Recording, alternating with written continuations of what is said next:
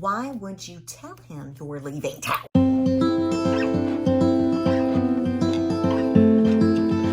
Hello, welcome back to my channel. If you're new here, my name is Natalie Megan and this is Weirdo Book Club, and today we are celebrating. That's why I'm dressed so nice. I mean, I try to dress nice for y'all anyway, but today is extra special. Why? Well, I'm glad you asked. There are 20,000 of you.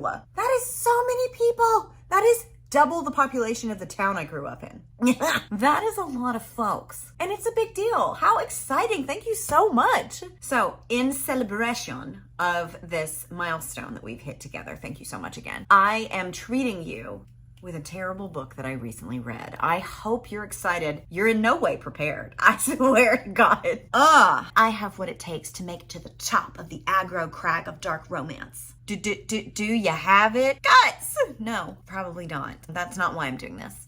I'm doing this because dark romance has become somewhat of a thing here, and I know that you enjoy hearing me talk about it. I read these horrible books so you don't have to, and I provide commentary, critique, and little jokey jokes along the way. It's what I do. And obviously you like it. There are 20,000 of you. Woo! I knew what must be done. So here I am. I'm going in, fully intending to loathe this entirely, but hoping to at least make this somewhat of an enjoyable experience for you. It's about you. It's all about you, girl. That's what I do here. So let's do it. Let's start with the disclaimers. The first one is always the same. This review will contain spoilers, opinions, general shit talking. If you liked this book, great. This review might not be fun for you. If you don't want to watch me talk shit about this book, don't stay. You don't have to. If you liked this book and don't want to hear me shit on it, or if you plan to read it and don't want it spoiled, this is not the review for you.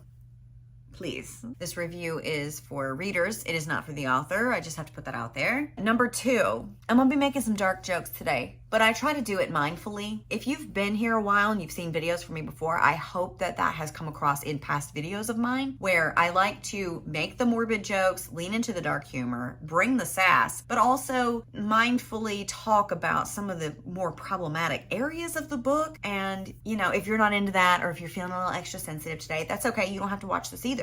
This book deals with some dark stuff. We're going to get into that when I get to the trigger warning section of the video, but I just wanted to let you know I will be making jokes about this book today. Some of them might be a little corny dad jokes, but others might be like, this book made me want to into traffic, you know?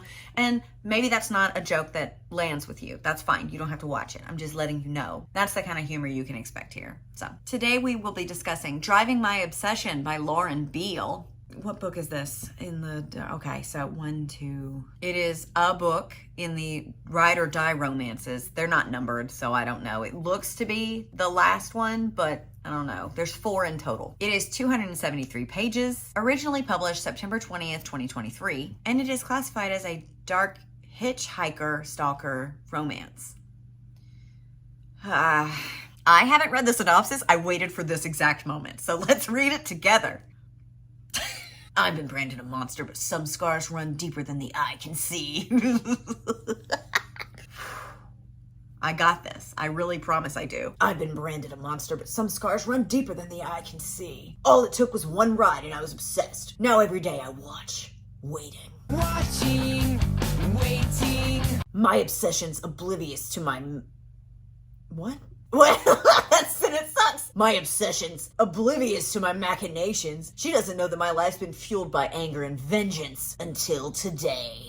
What? She didn't know until today? Or your life has been fueled by anger and vengeance until today? Like, I am confusion. My fixation takes a twisted turn when Oaklyn needs to hitch another ride. How unfortunate she doesn't know that this could be her last ride ever. Yet the more I know, the more torn I am. She's different from them, but not nearly enough. I cannot ignore how my ire rises with each layer she strips away. So why is her pain a balm to my tortured mind? Her tragedy is a siren's call to my dark, wicked soul. At the end of the road, will Oaklyn meet her protector, or will she meet her demise? The trigger warnings are listed here on the Goodreads page, so I'll just do that now, I guess. Trigger warnings: stalking, obsession, possessive behavior, sociopathic behavior, forced proximity, bully, pierced peen. Why can't we use the real word? Like, we could. Couldn't we? Are we trying to be silly? This is a trigger warnings list. Somnophilia, somnon-con, which is somnophilia, aka doing it with someone while they're asleep. Non-con, non-consensual, so manipulation, jealousy, primal. What is primal? Trigger warning primal. Let's get through it. Spitting, non-con, non-consensual consent. It says non-con between MCs and not. Okay, so between the main characters and then other characters as well. Wow, we're wording things well. Dubcon, which is dubious consent. Praise, trigger warning praise. I'm never gonna get through this. Degradation, self-harm, including an attempt, violence, murder, touch her and die. That's not a only I can hurt her. Knife play, hand necklaces. Hand necklaces, you got it? Cum stuffing. This is serious. This is supposed to be serious. This is how you convey information to people who might be a little more sensitive to issues in your book. This is not playtime. Mention of child abuse, mental health issues, derogatory comments about stripping/strippers, not a reflection of the author's beliefs. Okay. Bare knuckle fighting, water play, breeding aspects without pregnancy, exhibitionism, sadomasochism. That is a lot. I barely made it through. Oh, one more thing. Driving My Obsession is a dual POV, dark stalker, hitchhiker, standalone novel with a happily ever after. Swell. It's great. Okay. So that was that. It sure was. And some of the trigger warnings were accurate. Yeah. I'm not real sure why we had to be silly goofy with it, but whatever. We're only getting started. Chapter 1, Ambrose. I incorrectly assumed was the female POV because it just sounds, but that's what I get for thinking and assuming. You know what they say about assuming. Oh, we're having fun already. But Ambrose is our leather-clad, scarred to the point where he refers to his scars as his disfigurement, male main character, and he has found himself in a musty strip club, already off to a good start. Woo! We love sparkers in things like this. They're always handled really well. I'm sure that they'll be accurately and respectfully portrayed. Aren't you? I'm uncomfortable already. And that is only elevated by this next little bit. A woman with raven hair stumbles onto the stage. Black panties hug her hips and a black and white sequin bra cover her tits. I can't help but think of my mother as her hips begin to sway. I'm sorry. Excuse me. I mean, hey man, I've got mommy issues too, okay? They don't tend to manifest for me in this way, but hey, men and women are different. Am I right? This is as good a time as any to let you know that I went into this blind. As I said, I didn't read the synopsis. I just dove right in. Didn't look up trigger warnings, nothing. Obviously, I just read it. I read those things for you, yes, but for me, nope. I was completely unaware what was to be found within these pages.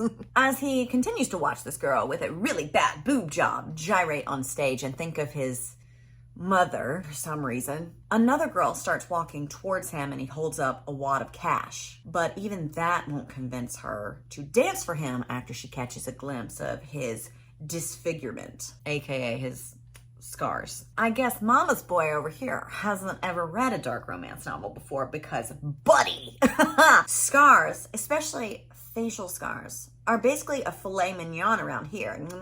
Like, bring me more, please. Yes, that's what are we doing? But okay, no, his make him a menace to society, an eyesore to behold. It's definitely not manifesting into rage for strangers. No, surely not. Anyway, the girl makes up some excuse to reject him and he watches her walk away and do whatever the hell she wants. And he hates her for it. It hurts being lied to. She'd make a good target. That's why I'm in this shithole after all. To find the vessel to receive all the anger that pours from me like a never-ending fountain. I don't get hard when I see these women with their goods on display. If anything, the opposite occurs and my dick tries to invert itself to get away from their filthy bodies. Whoa, buddy. That was a lot. We're in for so much more, so let's just keep going. The liar, that bitch, walks by him again, and this time he grabs her and growls. I got these scars from surviving what could have killed me, you judgmental bitch. into her ear. She runs away, and he predicts she's gonna go tattle on him, so it's time to bounce. Between the use of the word tattle and thinking of mommy dearest in a strip club, I'm scared. He leaves the club and gets in his Jeep. Oh, Jeep. No hate to the Jeep lovers, the Jeep owners, the Jeep drivers out there. This makes sense. Yep, it does. Anyway, he's off, stewing his way towards a warehouse in search of another whore to pour all of his rage and revenge into. Since the person who hurt me is dead, someone else will have to do. Men will do anything except go to therapy. So inside the warehouse is a fighting ring of some sort, right? Like an underground thing. I don't know. He finds some sucker in the crowd who doesn't know the fighters like he does, in hopes of swindling them out of some money. Shockingly, he does. He wins the bets that he makes. Drinks on him. JK, do not put anything in your mouth that comes from this man. Just as well, because he can't hang around here anyway. He is the main event after all. He's got to get ready for his fight. Side note, just real quick, I love a boxer. So if any of y'all know dark romance novels with boxer main characters that don't make me recoil the way old Ambrose does, leave those recs in the comments for me, please, and thank you. His hands are wrapped and he is ready. He bursts from the locker room, feeling the rush of the crowd. The match starts. We're off. Punches fly, teeth, spit, blood, cut, crunch, boom, slap, grrr. He wins the match. What?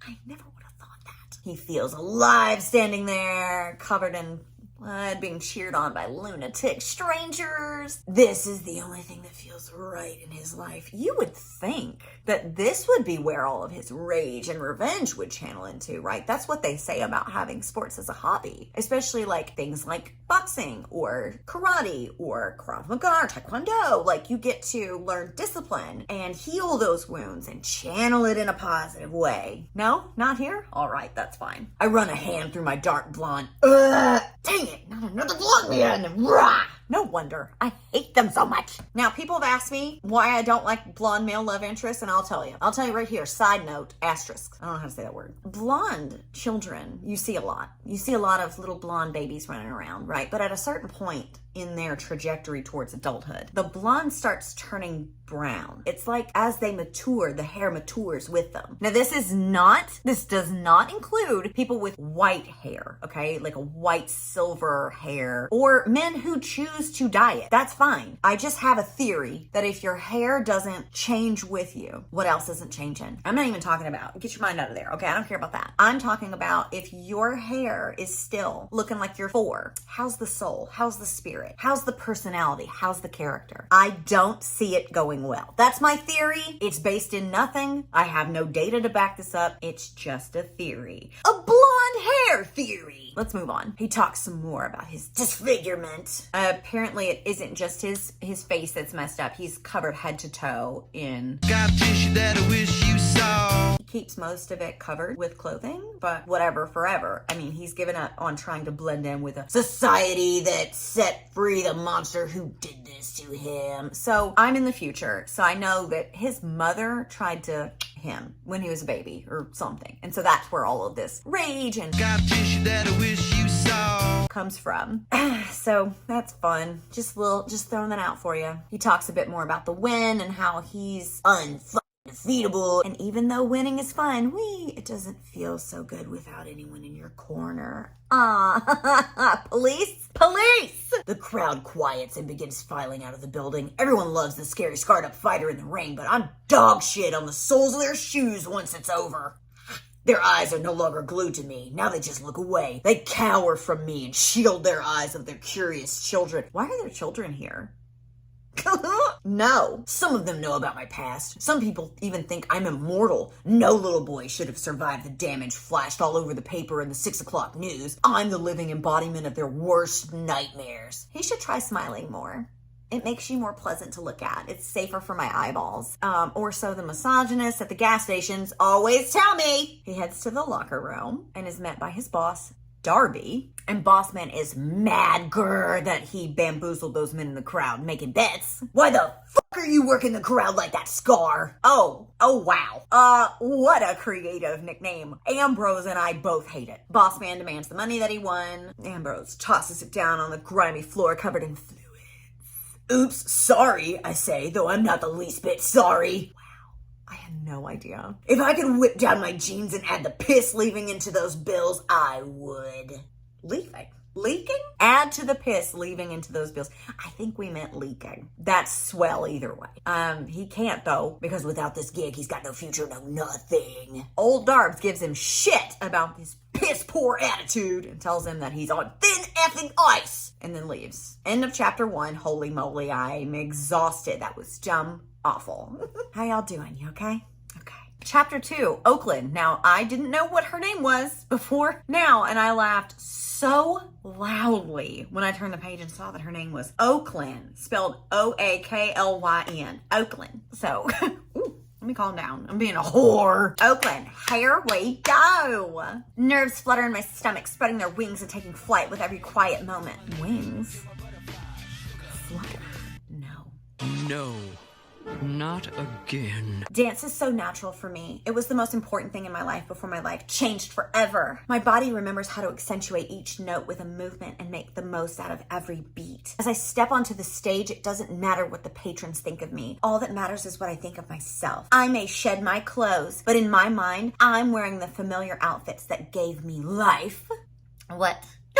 So her dealio is that she was a professional dancer. That's what she wanted to be. And her parents hated that idea for her. She did it anyway, so they kind of like disowned her. And then she got into a wreck and now she can no longer dance. Not professionally anyway. She can shake her ass on stage for 3 minutes at a time, which good for her. Glad you can still do what you want. Just a little backstory. I don't know but at this point, see, I'm in the future, so I know all of that. But at this point, I was like, familiar outfits that gave you life. What on earth are you talking about? So she's a birthday suit dancer in reality, but in her mind, she's in costume center stage, limelight, being thrown roses instead of crumpled up ones. She loses herself in the song, which is better than what most of the other girls lose themselves to. Oh, bother. I love when misogyny comes from both sides. I truly, what a gift. I also think it's setting us up for I'm not like all the other strippers. I have a heart of gold. The music stops and she's brought back to her reality, the ache in her leg reminding her that she will never be the girl she once was. So she's injured too. Who wants to bet that this is how they bond? She gathers the cash, littering the stage, and scurries off to the back to take off her giant shoes and count her cash. Cash that she needs so that she can buy herself a much more needed car. When all of a sudden, the club owner, Jake, comes in and grabs her by the wrist. I just assume he sounds like that. He has taken a liking to her, obviously because she's different than all the other ones. Much to her disgust, his fat, grubby hands are all over her and she tries to keep her poker face through her disgust and resentment. You've been working so hard. What? I'm gonna have to workshop it. You've been working so hard. He brushes back my red hair with his other hand. If you give in to my offer, I'll give you a little something that'll help with your car situation. You'll make as much as a whole night if you let me inside you. Yuck. Funny story. When I was like 18, 19, I was in a car wreck that literally, I was completely unharmed, but totaled my car. A car that I had just leased, mind you. The money I got from my insurance only paid the lease for my now totaled car, right? It paid the rest of that lease out so that I wouldn't owe any money on a car that I couldn't use. I did not have money for another one. So I just walked everywhere for several months. To work, to the grocery store, to the Waffle House, to meet my now husband for our first date. I know. All of this to say, no car is worth this. Not one single one. And she agrees. Even a shiny new Mercedes wouldn't be enough for me to agree to sleeping with him. Bravo, girlie, get them steps in. She may take her clothes off for money, but that doesn't mean that she doesn't have her dignity. I agree. We agree. Did we just become friends? No. I have enough friends anyway. I'm at capacity. Someone's mowing the grass while I'm filming, and how dare they? Come run me over with that weed eater. Come on. She says maybe another time, and he tells her she needs to find another ride home for the night then. Rude. He also takes a cut of her earnings for the night, and then she heads outside to get like an Uber or something. No luck though, because in her words, there aren't any. Probably because the sports game that's ending right around now. Oh man it! Don't you hate it when them dadgum sports games be gumming up your Uber access? Sports! She approaches another dancer to ask for a ride since she's currently the boss's fave. All the other girls hate her. I'm sorry that people are so jealous of me, but I can't help it that I'm popular. Do they hate you because the boss likes you, or do they hate you because they can feel your disdain and judgment for them? Who's to say? The girl says no, even though her shitty apartment is less than a mile from my shitty trailer. But oh well, those always hitchhiking, right? Sadly, let me just go ahead and pop in here for a second. I'm in the future now, so I know better, but I was initially intrigued by a hitchhiker romance. I thought that it could be kind of cool if done well. Of course, here we are, so you can guess how that went. Anyway, we're hitchhiking. And while it was all the rage in the little tiny town she grew up in, not so much in New York, because things are different here. Now, I'm gonna pop in one more time and tell you, I'm not sure where in New York this is. I'm assuming New York City. And now, I've only been to New York City a couple times, a little handful too. But aren't there taxis? Aren't there a subway? I guess those taxis would have fallen prey to that dadgum sports game too, though. All out of options, she approaches a grimy Jake and begs for a ride. He tells her a handy will get her halfway. But a blowy gets her home. Safe! Sports! She settles for halfway because she refuses to put him in her mouth. I wouldn't want him knowing where I lived, but whatever. They climb into his Beamer and they are off. She's getting him off. He's gross. He's vile. He's sweaty. She's nauseous. He arrives at his destination, and thank goodness, maybe so will she. Well, halfway to her destination. Chapter 3 is Oaklyn again. Jake actually ends up taking her the whole way home, which is nice. She must have some magical mitts. Magical mitts. She's back at work now the following night, and she's having a hard time distancing herself from the memory of Jake's snake from the night before. I get it.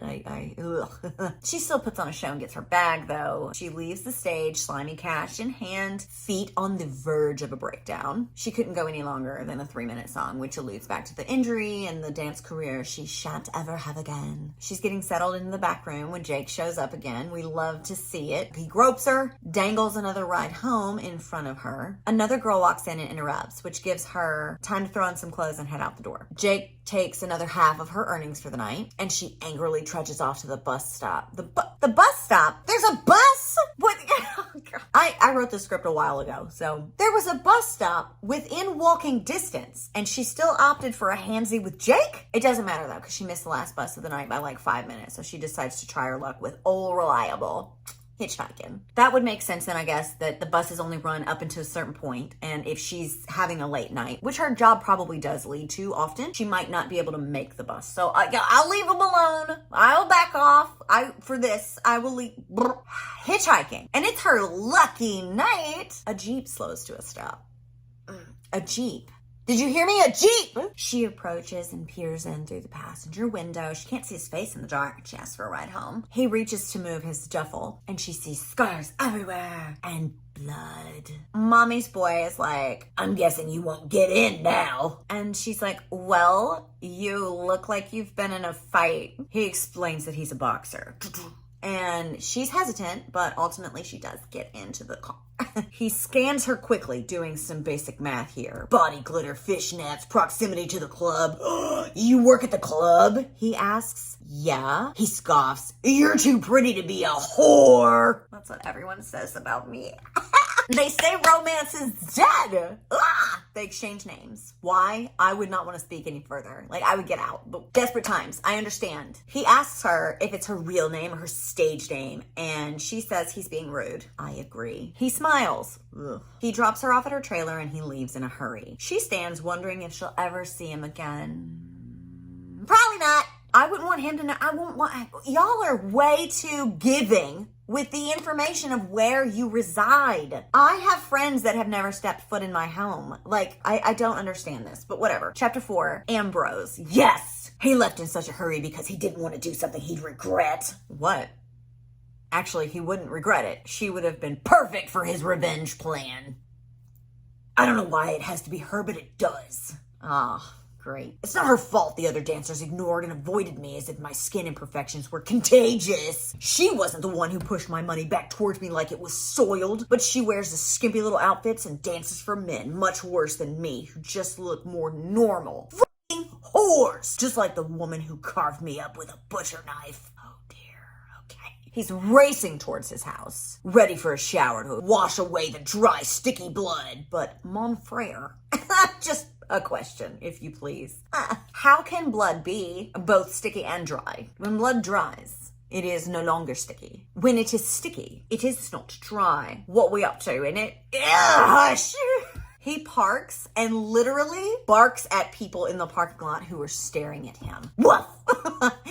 What are you doing? Do you think they're staring because of your scars? Or just because you're the weird guy who lives in the building that barks at people? Hello? Anyway, he gets inside and Bruce Almighty's out of his clothes, still feeling heavy because of that girl and her smell. They all have that smell. Therapy.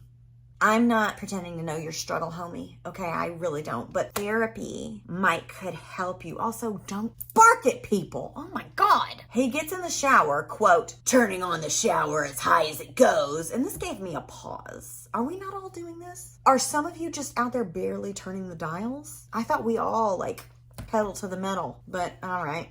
What you probably meant to say was turning the hot water on as high as it goes, but I'm not, no one asked me. He lets the hot water match the heat in his veins as it washes the blood away. His brain conjures up fantasies of all the things he'd like to do to Oaklyn to coat himself head to toe in her blood. My brain conjures up fantasies of what I'd have to do to coat myself in that much blood. It lands on my favorite imagining. A butcher knife carving up skin. That's it. She would beg for me to stop, but I wouldn't. My attacker didn't stop either. Hi. Not her problem. Not her fault. You crazy loony. But that's his favorite imagining. A butcher knife. We don't want to get creative. We just want to, okay. Anyway, someone has to pay. Even though Oaklyn seems different from all the other whores. And while that gives him a pause, not enough of a pause to stop. Just enough to make him deflect the blame, right? I rationalize that it's not me who could commit such a heinous act. It's the big black ominous creature lurking inside me. One that my mother recognized in me so long ago. Okay. He closes his eyes and pictures her instantly. Are you ready to see her too? Dark red hair flows over her shoulders and the familiar lifelessness dims her big green eyes.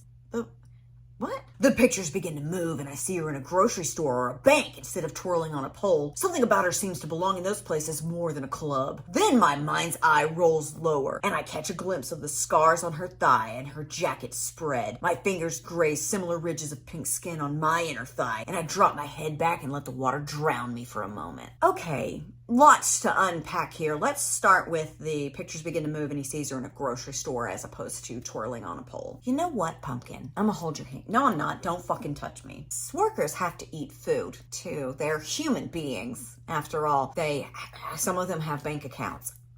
I know. Women who work in this industry are actually not at the club grinding their bits on poles 24/7, 365. They actually do go to grocery stores, banks, gas stations, maybe a coffee shop for a little caffeine kick. You know, the sky is the limit for where these women are capable of traveling to.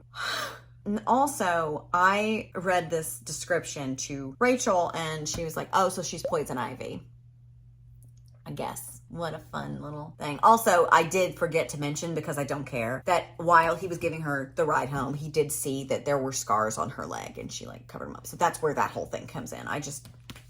He finishes his shower. And goes to lay in bed, but he should have taken a cold shower because he is all up in a tizzy, horned up for this girl, imagining her topless, walking towards him instead of away in disgust. Now, I screamed at this next part. Full disclosure. I'm gonna try really hard to not break. My cock hardens to these dirty thoughts and I rub my hand along the length of my dick, toying with the piercings on the underside of my shaft. My fingers graze the barbell in the frenum piercing, then stroke down to the lorum barbell at the base. Apparently I wasn't scarred enough and needed to add more. I will encourage outside research on this one. Trying to stay monetized here. Just know the image search returns made me grim. He's enjoying himself though. But this is wrong. She's a whore. She doesn't deserve my cum. So he crushes his dick in his hand and goes to sleep plotting revenge. Aha! Oaklyn, mid-chapter POV switch. I'm just getting all my favorite things today. So here's something. Here, a little graphic that tells us that there's a POV switch. And I get it now, but at the time, my notes read, someone has some splaining to do. Oaklyn. Oak trees, acorns, you get it. She stands in front of her mirror and takes her clothes off, telling us that when she takes off her cami, her breasts relax as she lowers her arms to her sides. How jazzed up or your boobily ooblies. Calm your tits, ma'am. This is a picture of Oaklyn. I've never heard it said like that, but okay. Anyway, she gives us a little bit more backstory into her crushed dreams of being a professional dancer, how her parents weren't supportive of that dream, told her to call him when she failed, blah, blah, blah. Instead, a doctor called to tell him that she was on the brink of death. No further information was given at this time, so let's keep going. She shakes off those memories and replaces them with the douchey dude that just brought her home and how he was rude the whole way. It just reopened everything and made her mad. And me too.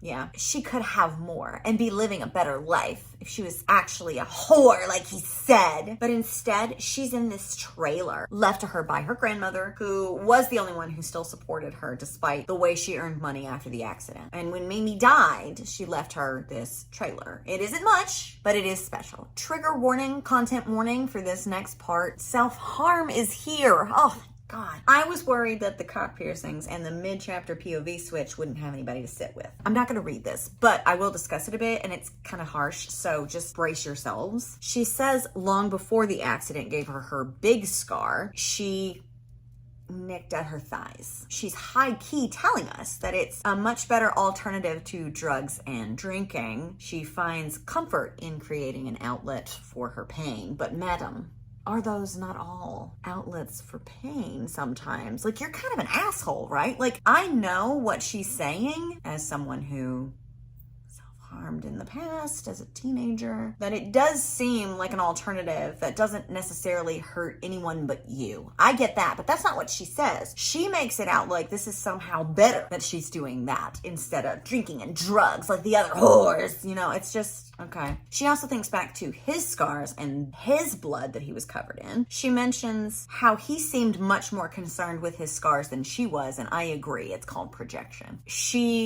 Her leg, and then uses the blood to write the word whore on her leg. I'm not gonna say a word because I don't have anything good to say, so let's keep going. Okay, I changed clothes because it got kind of warm in here, so I put a new dress on, but we're still fancy. We're still celebrating. Woo! Chapter 5, Ambrose. He wakes up and it's raining.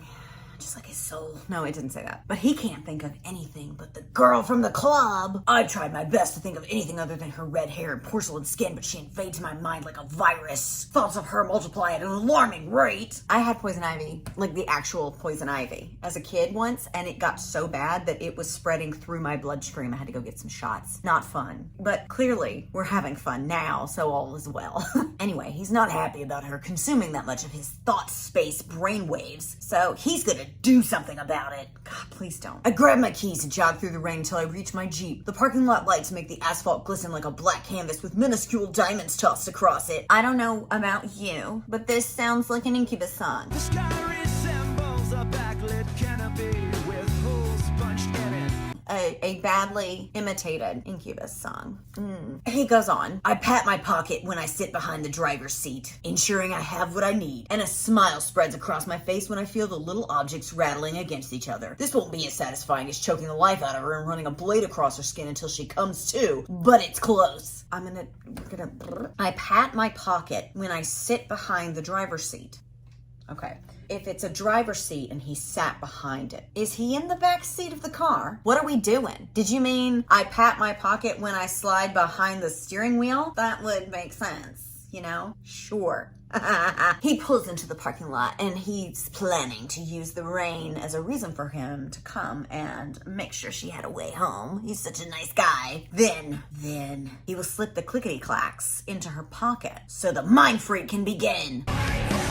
Anyone want to venture a guess of what these little clickety-clack things are? Like, what do we know? At the time of writing this, I had no idea. My guess was mouse traps. But I don't know, like, can mouse traps fit into his pants? Is he wearing Jinkos? I know what they are now because I'm in the future, but, I'll just wait and let you stew on it for a little bit. You're so welcome. No need to thank me, darling. Anyway, he arrives and he doesn't want to go in, but he does. I scan the walls. The vibrant mixture of crimson paint and gold accents creates a seductive glow on everyone inside, including myself. But you're a monster, remember? The place reeks of allure and temptation. I hate it. Get out. Leave. Go to therapy. No?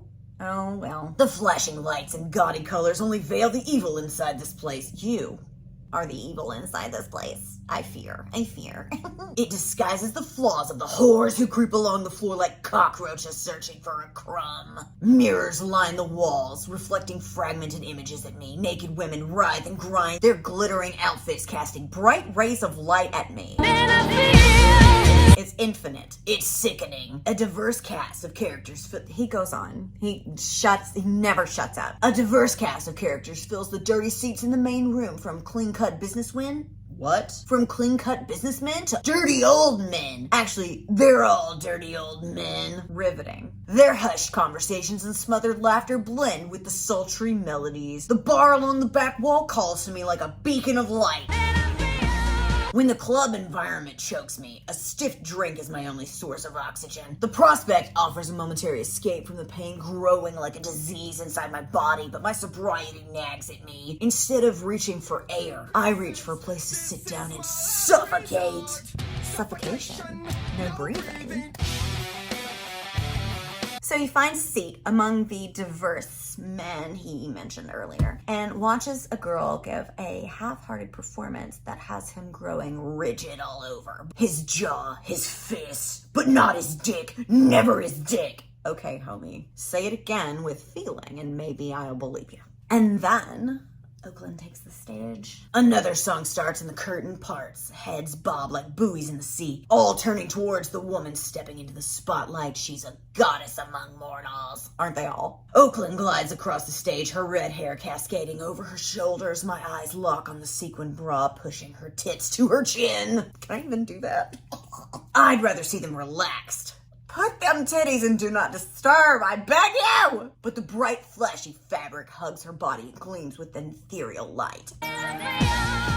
She hardly looks real. Listen to me. What is this about these titties being so stressed out? Somebody slipped these boobies a Xanax. They are way too stressed out. He watches her and he's torn. One half of him is angry and wanting revenge. The other half is bricked up. He starts to lose it and then can only see his mother on the stage in Oaklyn's place. And then he snaps back to reality with a renewed sense of anger.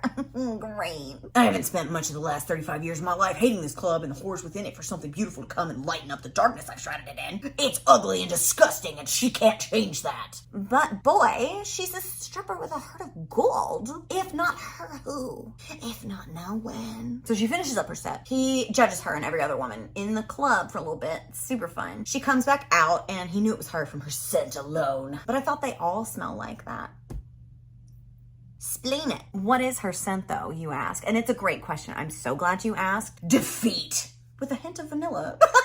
He goes to the bar and watches her order a Moscow Mule. Love a mule. Cheers, bitch. Those things are delish. But now that she's distracted, the plan can commence. Still no clue what the plan is, but I guess we'll see. He's outside, heading towards the Jeep, when he hears the rest of the girls exit, arm in arm. And he wonders why no one gives Oaklyn a ride home. Can they sense how different she is? No. Then he notices that the back door was left cracked. So, new plan, still no clue. He slips inside and he heads to the locker room, picturing his mother back there getting railed by her manager. Is that my shitty origin story? Who cares? Blah. Okay. He finds her stuff and has a little moment with it. My hands run over the tabletop, a brush teeters on the edge, and I lift it and examine the red strands of hair woven through the bristles. A palette of green eyeshadow gleams up at me. Green? This is poison ivy. Instead of coating her lids in darkness like all the other whores, she chooses a color that accentuates her eyes. I fucking hate how different she is. So do I, Ambrose. So do I. Keeps me up at night. He grabs one of her shoes and tells us how disgusting, skanky, excessive. He finds them and then I unzip my fly, pull out and hold it against the soles of her slutty stilts. I look back at the curtain that separates this room from the rest of the building and hope no one comes in as I stroke myself against the same material that's been against her skin. I don't know why I'm scared someone might come in. I probably blend in with the creeps that frequent this place. I bet you do, homie. Absolutely sounds like you do. A little more concerned about you. All the other ones seem to understand they're supposed to stay outside in the audience area of the club, but whatever. There's no way I'd be the first masturbating maniac that had to chase from this room, and that's what I'll go with if someone catches me. I'm just a crazy guy. Yeah, you know, I think that's accurate. That's an accurate depiction of yourself that you're giving me. I appreciate your honesty. I love how his plan is to just go with it because he's not the first person to jizz all over someone's shoes back there. Reach for the stars, indeed. He gets knob juice all over her shoe and he loves it. Oh my God. He hopes she steps in it and it's still wet and she's disgusted. Okay, I have a couple of things here. First of all, she's done for the night, I thought, so it would dry before she does it. Second of all, if she does do that and slips all the way, those heels are already really challenging to walk in, and now there's an added like lubricant kind of deal, like a slippery substance. So I fear she may hurt herself further, but of course that's probably something else that he would enjoy. 3, do you mean disgusted like you were just disgusted, or do you mean actually disgusted? Let me know. Chapter 6 is Oaklyn. And she's getting on the bus to head back to the club. She feels like crap already, and she has a long night ahead. She gets to the club, goes into the locker room, and stops when she sees an acorn. An acorn at her desk. That was what the clickety-clacks were. That's supposed to freak her mind. She picks it up. Haha, girls. Very funny to make fun of my name like this. Holy shit. I just put those pieces together. I didn't understand, and now I do. I think I might be stupid. She tosses it to the ground and goes to put her shoes on, but they're covered in some sort of white flaky something, and she is fed up. Someone is definitely messing with her. She doesn't have time to worry about it though. She's on. So she dusts them off the best she can and steps onto the stage. Ew, central. Yuck, yuck, yuck, yuck, yuck, yuck. She pretends she goes somewhere else in her mind and she's living her dream, headlining in a production of Chicago. Instead of what she's actually doing, because quote, this is no one's dream. She usually avoids looking at the crowd when she performs, but a dark leather-clad, bandaged-up stranger in the corner catches her eye. I mean, who wouldn't he catch the eye of, to be fair? Can't be. No way. And she turns to get a better look at the guy, but a guy shoves a 20 at her, and she knows that she has to be extra grateful to him for that much money. Wowzers. So she takes it, spreads her legs, and shoves it into the crotch of her underwear. Baby girl. No. No, no, no, no, no, no, no, no. You don't put money there. Anywhere but there. You're gonna get an infection. Ah! She finishes up and looks for the guy, but he's gone. Makes sense, because if it was the same guy, he'd never come to a place like this. What are we basing this on? Maybe the way he talked about her being a whore. Maybe that's what we're basing it on. But you met him once. She goes back to the locker room and puts on her cami, sans bra, because her tits need some air. These babies are relaxing, and now they breathe too. No wonder she got a 20 tonight. She goes to the bar for her nightly mule, and there's another acorn. She's like, oh, this wasn't a prank by one of the girls. Someone has collected these and they're leaving them around. Maybe a man that got obsessed. Wait a minute! And then she rips off her shoe, gagging. Pieces coming together. We're both stupid, honestly. But the math has mathed, and she downs the mule and thinks this is just part of the job. Having a guy get obsessed, so obsessed, he splooshes all over your shoes. I don't think that this is part of the job unless it's discussed beforehand and they pay extra. But maybe I'm wrong. You let me know. She's washing her shoes and she wonders if Jake the snake did this, but he's not smart enough to know that acorns came from oak trees. First of all, bitch, neither was I. I knew, obviously, probably somewhere in there. But for the first chunk of this book, I was confusion as well. So I won't be judging Jake the Snake for this. Everything else, though, yes. She leaves and it's raining. F my life. Everything is going wrong. That's when the Jeep pulls up. Oh, goody. You getting in or what? She gets in. Chapter 7 is Ambrose. Love living inside this man's noggin. Can't believe she got in my car again. I swear if she did, I'd end her, but she seems so defeated right now, it wouldn't even be fun. He also assaults her with his eyeballs and thinks dirty thoughts while he drives. He wants her and he hates it. He can stand it no longer. So he asks her why she does this. job. She says she was born to dance and needs the money. He says no one's born to be a whore. And she says she danced professionally up until about 6 months ago. He doesn't care though. She's still one of them. My poor throat. Oh my God. I need a lozenge. I force my eyes away from her and remind myself why I picked her up after watching her do her filthy dance. The evil side of me hungers to take my knife and rip her apart, eviscerate her. Her heart, while it's still beating, cover my imperfections with her skin. Wear her. Weave. He's torn because even though she's basically a slutty buffet of human desire, she has a sweet face. And it makes him so mad. Ooh, how is he supposed to get his revenge on his mother when she's so conflicting? This is stupid. Oaklyn switch, yay. He all but dumps her in the driveway and is like, get out. So she slams his door, peeved because she doesn't need this. She says under no circumstances will she accept a ride from him again, but even she knows that she's lying. Desperate times. I mean, you guys she's so confused why she cares. Like, why does she feel drawn to him despite his ugly scars? What the fuck is wrong with me? I don't know, man. I can't even begin to fathom a guess of what it's like to be attracted to ugly men. Could never be me. Hotties only. Hannah, if you're watching this, I want you stat in my comments, okay? Just shut the fuck up. She sees a shadow out of the corner of her eye, or does she? No matter, she hurries inside of the Mimi trailer. Rip to Mimi, you were a real one. She goes to wipe off the heavy makeup that Daddy Jake wants them to wear. First daddy of the book. How odd and out of place it feels. She isn't bothered by whatever she has to do because she needs to get that car. Tell me more. Tell me, please don't. One little pause here, please. Just for me and you, really. Maybe just me. Why exactly does she need the car? Like, why is that her end-all, be-all goal? Like, I understand having a short-term goal and a long-term goal and like a 5-year plan or like even just a little list of stuff that you want to get accomplished. But she's only doing this so she can buy a car? A bus has a route near her home. She works in New York, which I can only assume is New York City, the Big Apple. Most people don't have cars there. There are buses, taxis, Ubers, and the subway, to name a few different modes of transportation. To be fair, she doesn't ever say it's NYC. Maybe it's a suburb or something. But it all seems like such a strange goal. Like, once I have a car, I'll be able to do anything. I admit that it would make things easier, like transit, but I'm gonna leave it alone for now. Chapter 8, Ambrose. He wakes up, has some leftover Thai food, delicious, and gets to lurking on this whore on the internet since he doesn't have any flights lined up tonight. Cool, rad, bump this. After a few dead-end searches that just showed actual trees because of her name, a news article pops up. Professional dancer's career-ending injury. Alcohol contributed to the crash that cost a professional dancer her career this weekend. Jaws of life were needed to extricate Oaklyn Gray from ...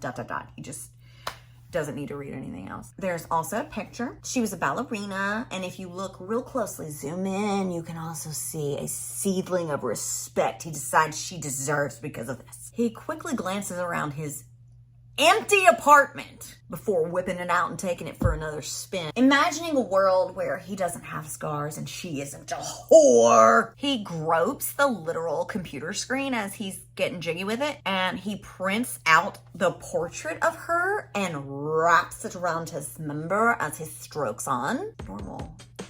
Normal, healthy. I don't know why you're looking at me like that.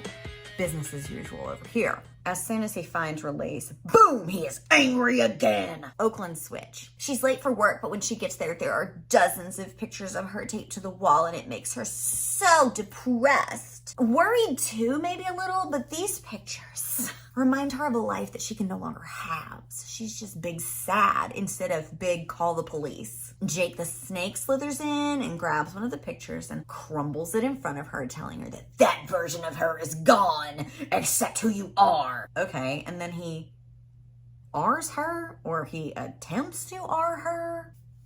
Okay. Only not okay when he does it because he's fat and grubby and probably balding. I don't remember. I didn't leave it in my notes. But that's why it's R and not just a really heckin' good time. Someone slams the door and it startles Jake enough to get him off of her, and she's thankful for whoever it was. Jake leaves. She brushes it off and gets ready for work. Okay. Chapter 9, Ambrose. He was happy watching his little tragedy suffer at the sight of those pictures, but the greaseball R-ing her was too much. She's a whore, though. She was getting what she deserved, what his mother deserved, and how he was probably conceived. Ew. But it bothered him to see it. What's wrong with me? Maybe she isn't a whore. She didn't seem like she wanted Jake the Snake, so maybe if she isn't a whore, she isn't his target. We'll see. Serious Cap.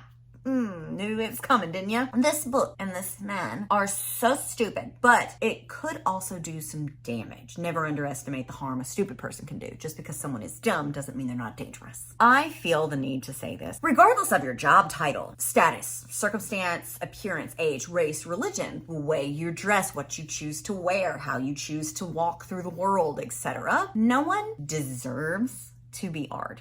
It doesn't come with the territory of the job. Just because you have a job in a certain field, I am aware and understand that this is a trilobite of a man. A character in a book, fictional, but come on. If I was dumb, I would think that maybe through the rest of the book, we would get to see him heal and maybe unpack this vicious misogyny and the need for a violent revenge and hatred for women based around one experience with his mother long ago. I would believe that all of this horrifying subject matter would be leading us somewhere good. However, I have been in far too many books like this to be so naive. I might have not put the pieces together that oak trees have acorns, but this ain't my first rodeo. I predict only worse things to come. But I did just want to take a second, maybe hold your hand, let you get some water, before just going on to reiterate that no matter who you are, where you're from, what you did, you don't deserve this to happen to you. It's an important reminder, and I will say it whenever the book makes me feel like I need to. So, series cap off. He doesn't want to go to the club, but he does. Shocking. It's packed. It's Friday. He watches. He judges everyone and wastes valuable time hating on Sorkers and their job for paragraphs, waiting for Oaklyn to take the stage. She does. She seems sad, but she perks up when a man waves some money at her. She goes over to him, whispers in his ear, and Ambrose immediately regrets helping her earlier from the essay. He watches her grab this man's hand and lead him to the back. A private room where I've never been led to. What a whiny little incel bitch. He grabs a random in order to get escorted back there, too, so he can be all up in Oaklyn's business. They cross the threshold into what seems like another world. It isn't grimy, smelly, sticky. It's a vanilla, sugar-scented, soft paradise. Okay. He gets her in a booth, but pays her to go away because he's only interested in getting to Oaklyn and destroying her. She does leave, and he goes to spy on Oaklyn, getting her branches shaken in the last booth. And he slips his phone in there and starts recording her doing whatever it is that she's doing. He doesn't watch. No, not until he could get into his Jeep anyway. He scurries out, watches, he's erect. New plan again! Still don't know what the first plan was, but okay. He drives home in a blur. He bursts into the house, sends the file to his computer, and edits what can only be described as revenge corn or revenge acorn. Get it? Because of the acorns and her name. You get it. You get it. Even puts an acorn logo over the footage. He brands his revenge acorn. He sends the file from a burner email to whom? No idea. But he's hard as granite about it. I stroke myself faster and come to her misery. When I finally reach hell one day, what I have done will have me sitting on Satan's lap like he's Santa. But this is just the beginning. I have so much more planned, and it's only gonna get better from here. Well, better for me. For Oaklyn, it will be much, much worse.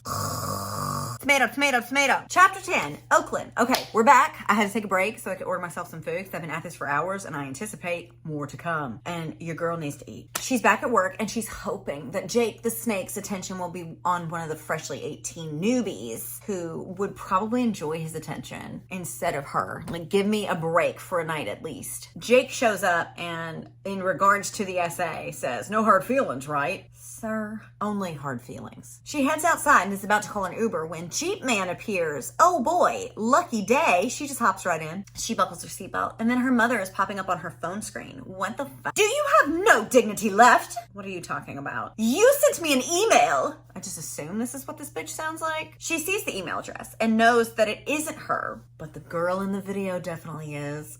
Ugh. And she spots an acorn in the corner of the video. She's panicking, nearly hyperventilating when Ambrose switch. Yay. We love it. What's the matter? He asks, like the little jackass that he is. She's upset, understandably so. But he is tickled at the timing of it all. How sweet is it that he gets to watch this unfold in real time? Right here, right now. She says that she has a stalker and he's messing with her, and now her mom texted. He tries to get her to tell him more, but she doesn't. Rats. When she refuses to give him any more information, he just takes his time dawdling to get her home so he can savor all this delicious misery. What a cool guy. He totally deserves a happy ever after in this story for sure, especially with one another. I love that. I can't imagine why more women don't like him. Gotta be the scars. He pulls up to her house and says he should probably give her his number in case she needs a ride in the future. And the stalker might not bother her if he sees a guy with her. So she takes his number. Bless this mess. He leaves her there, sad to be leaving her and all this devastation behind, but then he makes a Yui. He pulls a Father Lewis and heads back to do, God, I can only imagine, since I'm in the future. It's grim. Brace yourselves. Chapter 11 is Oaklyn again. And I'm not going to lie to you, I'm not feeling super great. My breathing is shallow. My hands are clammy. My tits haven't been relaxed since chapter 3. But we're powering through. We are moving forward. Oaklyn's disgusted by everything and she really needs a drink and a shower. Shower first, though. She ruminates over the exchange with her mother. She showers the terrible day away. She gets out of the shower and grabs the vodka, which was odd considering alcohol played a role in her career-ruining accident. But sure, I'm not here to judge your coping skills. And I thought, but see, this is the thing. I thought a couple chapters ago she was flexing on how her vice is better than drinking and drugs. And I'm not sure either if she was the one that was drinking or someone else was drinking.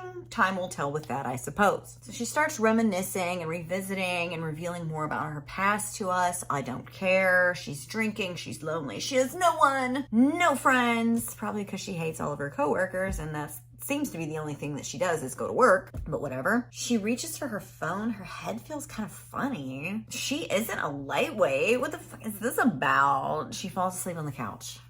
Oh boy. Chapter 12, Ambrose. How great. He is tickled pink that everything played out like this. It went exactly according to plan. I mean, he was planning on just watching her be sad through the window, but when she left the vodka out to go take a shower, drugged it. We're having so much fun. He slinks inside. It's so quiet in here, I could hear a mouse piss on cotton.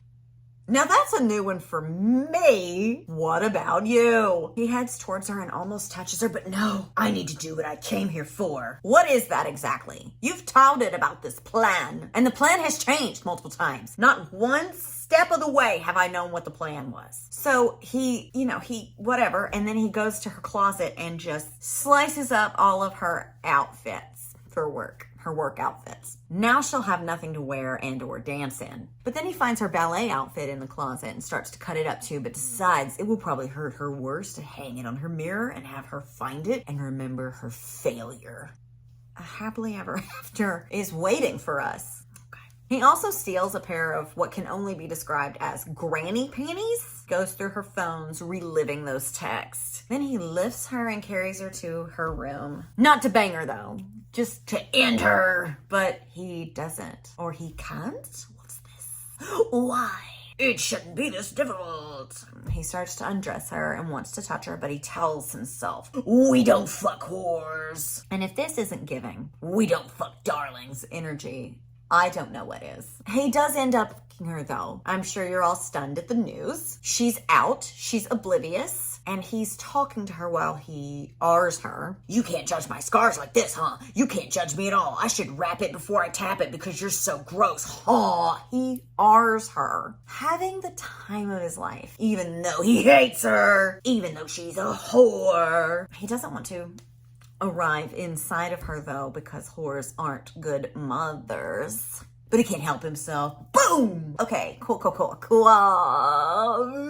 I need to stop and talk about the whores aren't good mothers thing? Like, do I need to do that? Are we not just basing this off of your lived experience? Which I understand is hard. That's how PTSD works. It colors your entire experience and worldview. I understand that, but that's why I keep saying you should probably go to therapy. Bad mothers are bad mothers. You could be a lawyer, doctor, surgeon, and you could still be a bad mother. We don't need to Okay. Blah. He withdraws, thinks more horrible thoughts, spits in her mouth, tucks her into bed, and leaves an acorn somewhere. I have no doubt.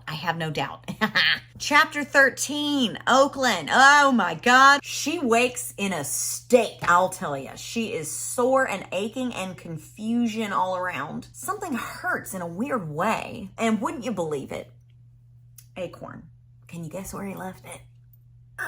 Come on, guess.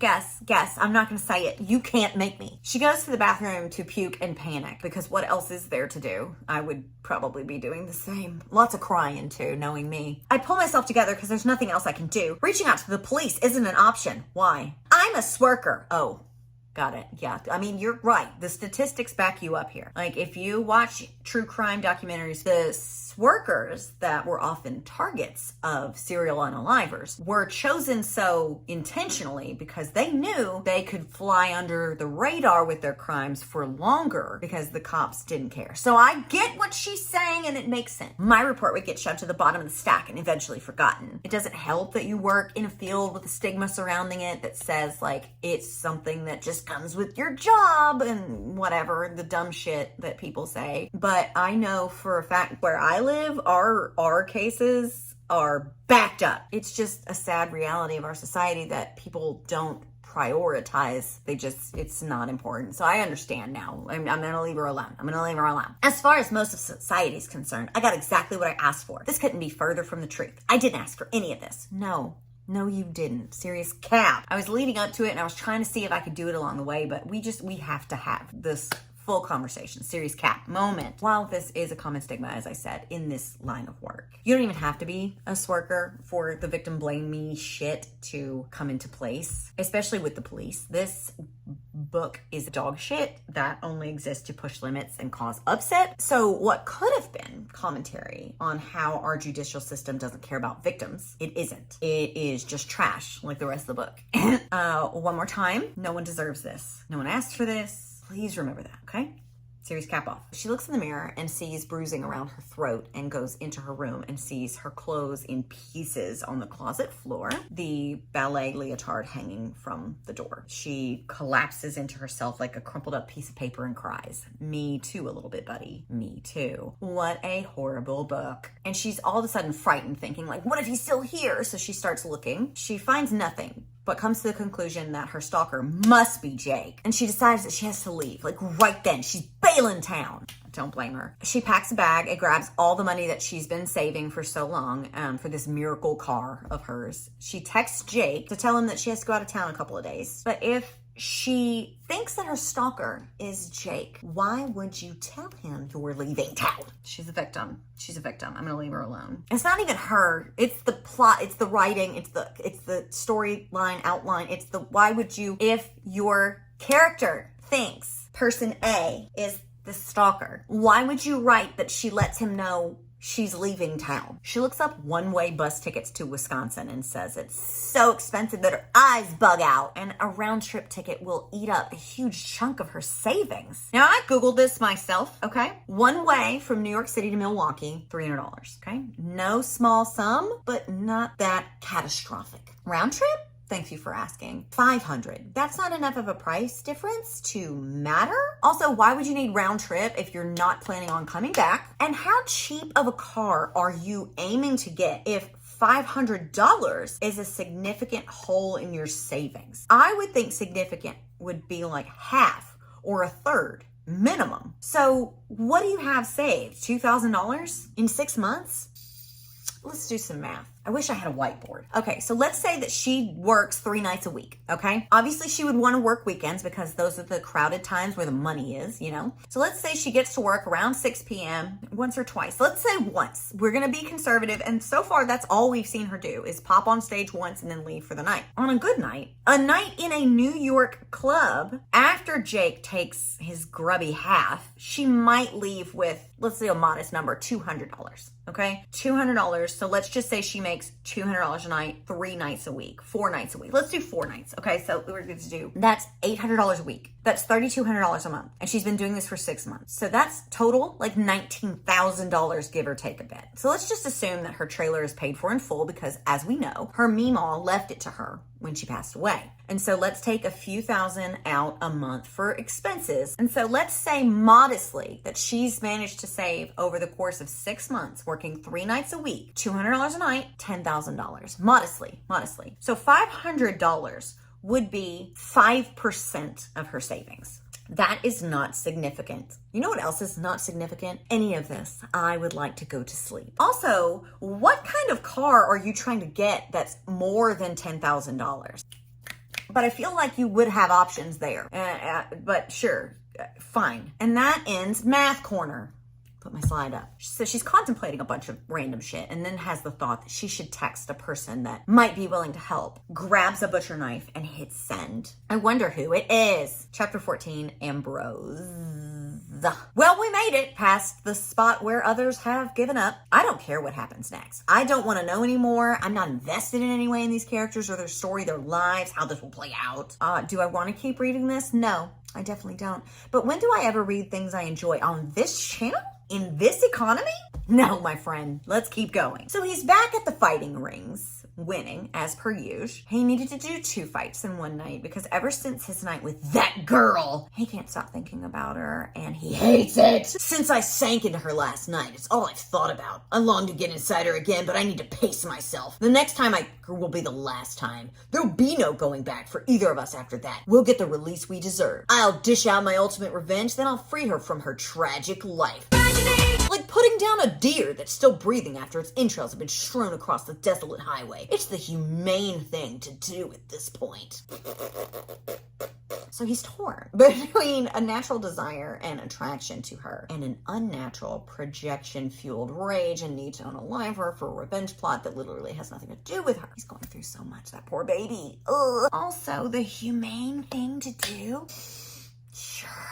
I mean, in this analogy, there is literally no hope for said deer, right? Same for her and her miserable existence. She can't possibly have hope for better days or healing or reaching those goals of getting her car, turning things around for herself. She can't possibly have quality of life amid such perpetual tragic misery. I mean, we do have her POV, and we do know that she is currently carrying around some big, heavy feelings. Hold on. Serious Cap. Just because you aren't doing well right now doesn't mean that you won't be doing well in the future. I understand that this man has the cognitive ability of bird shit on the windshield of a busted up Toyota Camry. I mean, he doesn't seem to know that Sworkers might need to pop by the grocery store for some eggs and bread every now and then. His worldview is very bleak, black and white, and marred by his own trauma that has since turned to rage and violent hatred towards women in general. All women ever. I get that. But I want to make sure you are with me on this. Even if her life is miserable, it's her life. And she deserves to live it in peace and make of it what she will. Just because you're not doing well right now doesn't mean you won't be doing better in the future. Doesn't mean you'll always be doing horribly. And I just wanted to say that. I just felt like I needed to say it. Serious Cap off. He heads off to the locker room when a text comes through. God help us all. I need to get out of town a few days and I need to leave as soon as possible. I know this is a huge ask, but is there any way you could drive me to Wisconsin? I could pay for gas and food and you can stay in the extra room at my family's cabin. I thought her family disowned her. What's this about a cabin? What are you on about? Like, she has gone on and on about how she has no one. Once her Mimi died, that was her last family member that she wasn't estranged from. Her mother just texted her after receiving revenge corn of her in the lifestyle that led to her being disowned. And she told us in the last chapter that she has literally no one else to ask for help, which led her to texting this Dumbo. But now all of a sudden there's a cabin and she's apparently welcome to stay at. Maybe she has a key and she's just gonna slip in, but like, he is thrilled at his luck. This is working out so well. He bails on the second fight and storms out past his angry boss, who's like, I'll ruin you, make sure you never fight again. And honey, it's an underground fighting ring. Ruin what? He tells him he might be gone for a week and that if you pay a decent wage, people might take my slots because he can't miss an opportunity to take a dig at how underpaid we are. Oh my God, he cares about workers' rights and livable wages. He's fantastic. Spectacular, give me 14 more of them. He's so excited as he heads to pick up Oaklyn. Beside himself, will make her pay for everything that someone else did to him. Anything but therapy, huh, my guy? I get it. I need to schedule my therapy appointment, actually, now that I'm thinking about it. Woo! He's introspecting about how torn he is. Blah, blah, blah. More of the same. We get it. She's hot, but she's a whore. She has to die. I got it. Yeah, woe is me and you and all of us here on this journey together. He picks her up. She's hot, but he can't wait to end her. And bang her. But end her. She gets in and he's like, where are we going? She already told you Wisconsin, so just head off in that direction, buddy. But she gives him the address. They chat about how she has a stalker, and he wants all the juicy details, but she isn't providing them. Just saying she needs to get away for a while and figure out what to do. He judges her some more for her chosen profession. Why can't you get a desk job? Sir, mind your business. She defends herself, explains a bit, says she was born to dance, blah, blah, blah. I don't care. I don't care about either of these people. She says she's taking it one day at a time, hoping to just get a car so she can get a gig at a nicer club and continue from there. And that destroys all the sympathy that he may or may not have felt for her, because instead of trying to move on to a better life, she just wants to continue to be skanky. He's definitely picked the right person to unleash his wrath onto. This is so annoying. Dare I say boring, actually. Like, I know that this is like, clutch. What? I'm bored. It's boring. It's the same shit, different book. But then she says something that just obliterates his resolve. What a cliffhanger, chapter 15. Oaklyn. She decides to open up a bit since they're stuck in this car together, and he's being kind enough to drive her all this way. I mean, he's being an asshole, but he's still kind. Plus, he's hot. He's hot. She finds him very attractive. And she knows that he's insecure about his scars, but she can see past them to the hotness underneath. His dark eyes, his strong jaw. She's like, I have bigger dreams, but they seem silly to say out loud. And he's like, are you franchising a whorehouse? He's such a good conversationalist. And then all of a sudden, she's getting sex positive girl boss. No, but even if that was the goal, who are you to judge me? Who are you to judge anyone? Swerk is still work. Hard agree. Honestly, a hard agree. But this garbage is working overtime on its woman hate, swerker hate, misogyny. So this didn't hit or land the way you thought it would. I doubt this will change anything in old boy's heart either, so what's the point? What is the point of this? Anyway, since he's being a dick, she doesn't divulge the plan entirely, just a little snippet. She wants to eventually stop stripping for bigger aspirations. Sensational. He's impressed. Calls her dream admirable. I hope you're hungry for nothing. And I understand that he's angry, and I understand that his mom was a whore, but why do you give a shit what she's doing with her life? You're so dumb. You are such a loser. She talks more now that he's given her a genuine compliment. It makes her feel warm and fuzzy. I mean, like, he would have said so if her dream was dumb. So maybe her dream isn't as far-fetched and dumb as she thought. Why are we giving power to this man's opinion? Who cares if he thinks it's dumb? We don't know this man. What? Listen, I don't know at this point what her dream is, because she's got a death grip on that info. But based on what we know, she wants to quit stripping for a better job. That isn't lofty. Like, that's not unheard of levels of reaching far above your means.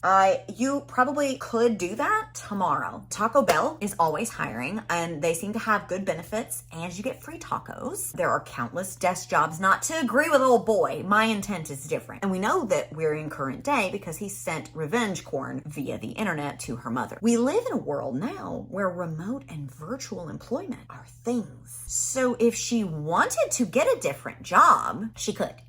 It's only been 6 months. But I feel like that's plenty of time to, work on a resume, put some feelers out. She could have tried to be a dancing coach, those who can't do teach. And she could have also done cam work so that she doesn't have to leave her home, which would cut out the travel expenses. And she could still dance in the safety of her own home, on her terms, on her schedule. She's such a big deal dancer. She would no doubt have maybe some connections left over. Now, if she she was, hitting the sauce and caused her car wreck, that might mar her reputation in the dance community a little bit. But if it was someone else drinking and she was just collateral damage in the wreck, she could lean in to those connections that she probably has, talked about her journey, talked about recovery, done motivational speaking. Again, it's only been 6 months, so she probably did need a bit more distance between that life and how her life is changing now and growing comfortable with where she is and what it means for her future. But still, this is a crepe paper plot point that has no actual substance to it. The author just wanted to make the main female character a swerker with a heart of gold who's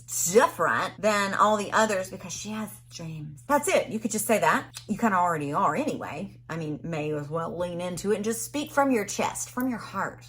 Clearly, let us know what we're in for. You also, weird hypothesis on my end for sure, but how do we know that all the other dancers don't have dreams also? Whatever. He goes to turn on the heat and their hands touch, and it's basically Edward and Bella in the car. She's like, clearly I disgust you, so turn the car around and take me home. I don't know how him being disgusted with you has anything to do with you needing to get yourself to safety from your stalker, but okay, throw a fit that hurts no one but you. He's like, stop projecting. Did you ever think that I don't want you to touch my scars? You're one to talk about projecting there, Ambrose. She's like, I don't care about them. Now who's projecting? Snap! How'd you get those scars anyway? He's mad and tells her to go to sleep or something. Ambrose switcheroony. Was that the big reveal that weakened his resolve? I eventually want to stop stripping, not because I think it's a dirty profession, but because I just have other aspirations. And that was it? Sigh. She's a whore, which makes her the perfect target. No, she has dreams. She wants to make something more of her life. She's still a whore. Now she's just a whore with dreams. I've got a war in my mind. Sir, please be so for real. Then he tells us that this wouldn't be such a struggle if she weren't beautiful. If everything about her were fake and plastic and overfilled. Alas, she's naturally perfect in every way, with a dimple here, perfect nose there, and natural, super relaxed breasts. Darn it all! She asks if they can pull into this little crappy diner on the roadside because it's the best burger she's ever had. But is it a mean-ass burger? I need to know. They do stop, but he doesn't go in. She plops down in a booth right in front of the window, so he watches as men start to leer, and that is what brings him inside. He's surprised that inside the restaurant is clean and well-maintained, even though the outside looked busted. Oh, symbolism. She orders some giant blueberry concoction from the soda fountain, which sounds delicious. Oh my god, it's huge! Where does she put it all? Let's make this quick, I say. We need to get back on the road. We have to reach the cabin so I can finish the job before this girl makes me question my plan. What plan? What is the plan? To kill her? That's not a plan. The goal isn't to fall in love and run off into the sunset. Even if I wanted that, she'd never accept me for who I am or what I look like. I don't want her either. I hate her because she's so much like the woman who took a knife to my body. If I'm not careful, my tragedy will take a knife to my soul, but not if I can strike first. Is there a shared Google Doc that dark romance authors just pass the link around so they can cover all the same bases? Chapter 16, Oaklyn. She had to stop to pee like 4 times, but they're almost to the cabin. Shoo! They stop at a gas station, and the man inside is like, gotta buy something. This ain't no charity piss house. Charming. I'm paraphrasing. She buys some chips, then goes around back. She's potty. She leaves the chips on the ground, hoping that maybe the little bird that she walked by earlier will stop and snack on them. She's just sorry she doesn't have a cleaner place to put them. What in the Snow White is this shit? What is this? She's kind to birds. I have to kill her. But she's kind to birds. She's nothing but a bird-loving, dream-having whore. She goes on to detail her entire pissing experience. From the disgusting state of the toilet, to the hovering, to the lack of the teepee, to her attempt to shake herself dry. She hobbles over to the paper towel dispenser when she freezes. She notices an eye peeking in and watching her, and then a body trying to get in. She calls out for Ambrose for help, but the door comes flying open and she's face to face with her attacker. I thought it was going to be Ambrose. Ambrose switch. Love it, can't get enough. What the fuck is taking her so long? Sick of waiting, blah, blah, blah. He heads in to check on her when all of a sudden he hears this agitating, grating voice. He rushes her to save her from someone who dared touch what belongs to him. Oaklyn is wielding a stick looking fierce. His words, not mine. He beats him up. Oaklyn helps. Is this about to be a Bonnie and Clyde stitch? He keeps on wailing on him, whacking on him, and whacking on him. And Oaklyn's like, we have to go. They're going to call a cop. So he backs off. He takes stock of her and how hard she fought this man off, even breaking a nail in the process. She clearly didn't want this man. She didn't want the boss at the club either. Is she a whore or not? Chapter 17 is Ambrose. 17 chapters in, and I still hate the name. Both of them, really. They approach the cabin, and damn, her parents who hate her must be loaded to have a lakefront vacation property this nice. None of his foster families had anything close to this. He was in the system. A detail that probably came up before now, and I simply forgot. Also, another thing, before we get going too far in here, if her parents who hate her have a lakefront vacation property this nice, wouldn't there be cameras? So even if she has a key, which I think is how she gets in, or she knows where the key's hidden, wouldn't they know she's there with some strange man? Who cares? Whatever. The air inside is stale, telling us that no one's been there for ages. She shows him to the guest room and says they don't have cell or Wi-Fi service out here, but there's a TV. It's not a big deal though, because he's got other plans on how he's going to entertain himself in this time. I wonder what it is. Yes. The plan. He hands her a switchblade for her protection in case the stalker found her. He settles in and waits for darkness so he can finally find out if she's deserving of all of his rage or all of his... Climbs out the window, grabs some supplies from the Jeep, including a bag of acorns. Terrible men and their love of nuts, I swear. He sneaks back in, cuts the power, puts stuff in place, and then lays back down, shirtless, pantsless, and waits for him to come to her. What? Waits for her to come to him. My bad, I'm exhausted. Oaklyn sweats. She opens her eyes with a start, acclimates herself to her surroundings, realizes that the power is out, grabs her switchblade, and goes to find Ambrose. She asks him to check the breaker, and he's like, I will if the power didn't come back on in 15 minutes. In the meantime, you could stay here with me. And this would be fine if the moonlight wasn't cascading over his muscles and her senses weren't being smothered by his overpowering manly scent. She's erect as well, but what the heck? What's going on? What is wrong with her? This is not the time. They sit close but not touching on the bed. Finally, she stands to go and check the breaker herself, but her ankle gives way and she falls, wouldn't you know it? Right on top of him, sprawled across his lap with an oak tree poking her in the ribs. You're with me. He's exploring her, and she is slicker than a baby seal about it. He stops all of a sudden, though, because it's been 15 minutes, and he said that he would check the breaker in 15 minutes, and he is a man of his word. He starts to leave, but she doesn't want him to. She wants him to bang her into next week. He goes downstairs, and she waits in his room. Her foot knocks something out under the bed, and she better get all his stuff back in order before he comes back thinking she was snooping. It was the bag of acorns. Oh no, Ambrose is my stalker. Yeah, we're in quite a shit soup now, aren't we? Oaklyn, forgot her name. Chapter 18 is Ambrose. We're halfway there. Halfway there! Halfway there! He's headed back to the room as his internal battle rages on. But he hears some commotion coming from the room, and he bursts in to find her jumping out the window, scattered acorns at her feet. Holy shit, she knows! It's cool though. She won't get far with bare feet and a busted ankle. Whoa, buddy, too soon. And she left her switchblade behind, so he pockets it, starts getting dressed. He's taking his time. He doesn't have to hurry. He drops out of the window after her. Why wouldn't he use the door?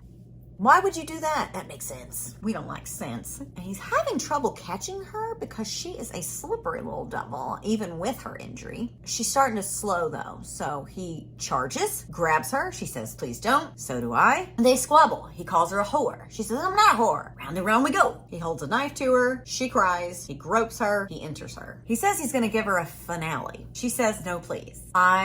Second. On all counts, he runs his hand over her thigh and what's this? He notices her self-harm scars for what seems to be the first time. Doesn't make a whole lot of sense to me because we already talked about it before, but okay. This is the revelation we've been waiting for, right? You're not the only one with scars. Someone caused your scars. Someone caused mine too. I just held the blade. Gag me with a spork. And he's at war again. Oh my God. I hope he gets VA benefits But alas, his stupidity reigns. He moves the knife back to her throat. She begs him, please just give me a few days to show you who I really am before you decide if you want to kill me or not. He pauses, still fully inside of her. You want to live, tragedy?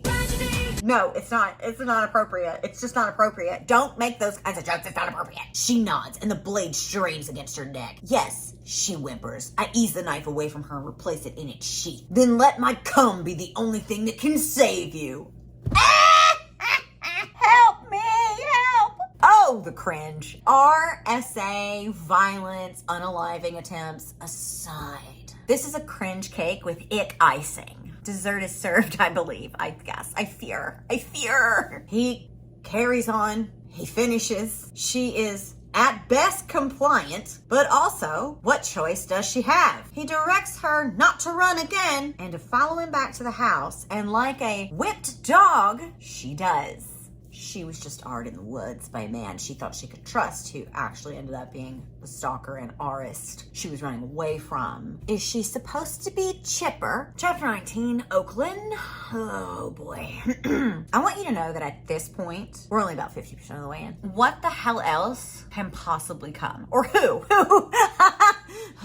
She's following him back to the cabin, somewhat still in shock over everything that just went down and was revealed to her. She stumbles into a tree when her ankle gives out again. Keep up! My ankle hurt! It wouldn't hurt if you were dead, shall I? How'd you like to be dead? She doesn't answer back, so he stalks towards her. She braces for impact, but instead, he just lifts her and gives her a piggyback ride.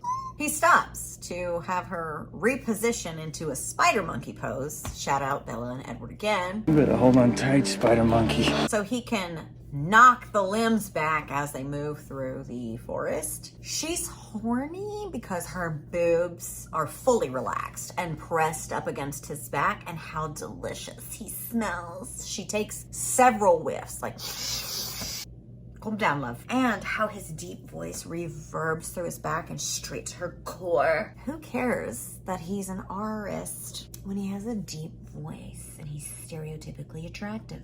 I mean, I care, but she doesn't, and she's in the book. So moving right along, carries her inside, pins her to the couch, takes some whiffs of his own. And just a quick little aside here too. What if the end comes and it's revealed that these are just two dogs in heat? Would it be a better book? Yeah, I think it would. Yeah. He gets her some ice for her ankle because he's a sweetie angel, and he gets some peanut butter for himself. Got to keep that protein level up. Yeah.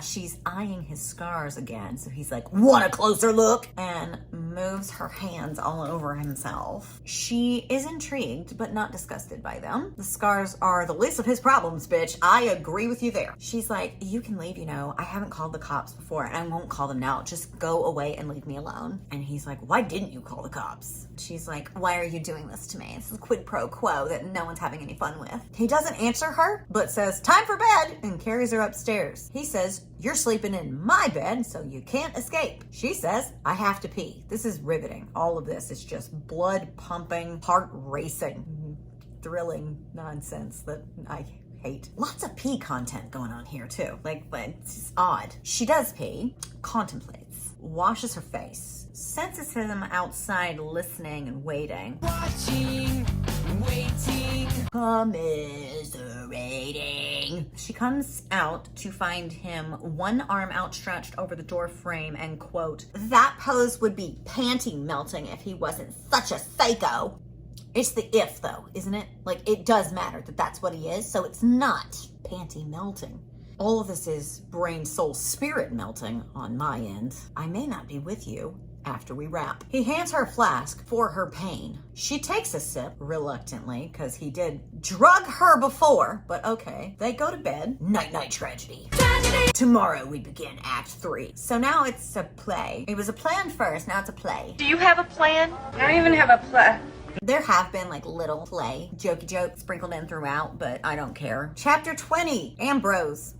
He's awake and relishing in all of this. Of course he would. He can't wait to end her. He starts considering carving her up so her scars are on full display for everyone, but he can't do it. Why can't he do it? She's a whore after all. Only a whore would have wanted to sleep with a scarred up monster like him. There's no winning. So it's like, if a man attacks her, whatever, I don't care. Shut up, who cares? This whole book is just a shitty man projecting and not going to therapy. Call the police. He grabs her and pulls her into him, groping her boobs as he does. It is not noted whether they are relaxed or not, so I couldn't tell you. This would be so much easier if she had fake tits.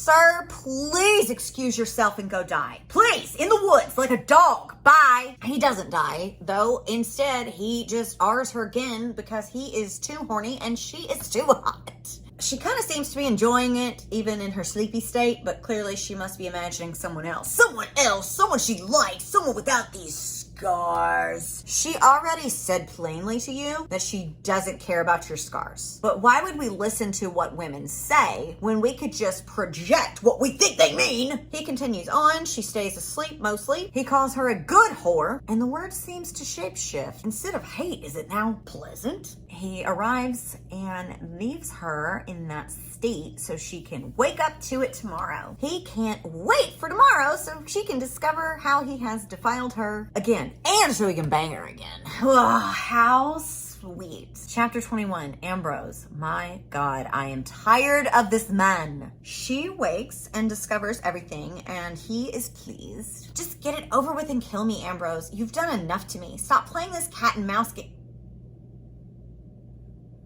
No. Stop playing this cat and mouse game and just take the final bite already. Tears well in her eyes and she tries to blink them away. I can't do this anymore. You act like I had some life I loved before you came and fucked it all up. You think you're causing me so much agony, but I was in agony long before I met you. Hold the phone here for just real quick. When did he act like that? When? He's literally been drawn to her misery the whole time. He calls her tragedy for crying out loud. He despises her, what she does for work. He finds her pathetic. What is she talking about? I know you think I had this great life. Where's that? I have not seen it. I shake my head. I'm not done with you yet. You don't get to decide when it's time to end the show. Quick like a cat, she's on top of him, grabbing for the knife. He expects to feel her press it against him, but what's this? Content warning for unaliving of oneself, self-harm, all of that. I'm not gonna get into it, but it's coming. She's holding the knife to her own throat. If you won't do it, I will. Girly pop, please don't do that. Stab him. Stab him. He lunges for the knife. She cries that you can't kill something that's already dead. Her life ended months ago. There's a struggle. She cuts him in said struggle, kicks him in the balls, and heads for the door. Brace for the next part. Trigger warning, content warning, self-harm. He's down for the count and he expects her to run, but she doesn't. What she does instead is cut her arm up. Blood everywhere. This is one of my things I don't enjoy. I can't read this and not feel inside, probably because of all my trauma and my history with this. But anyway, he's up and holding her, taking his shirt off to wrap around her arm and stop the bleeding. Why am I stopping this? I should just let her go. He doesn't though. What a sweetie angel. He just applies pressure, calls her name, and slaps her to keep her awake. She doesn't respond, but he isn't ready for her to go yet. Not now that she's given him something to focus on.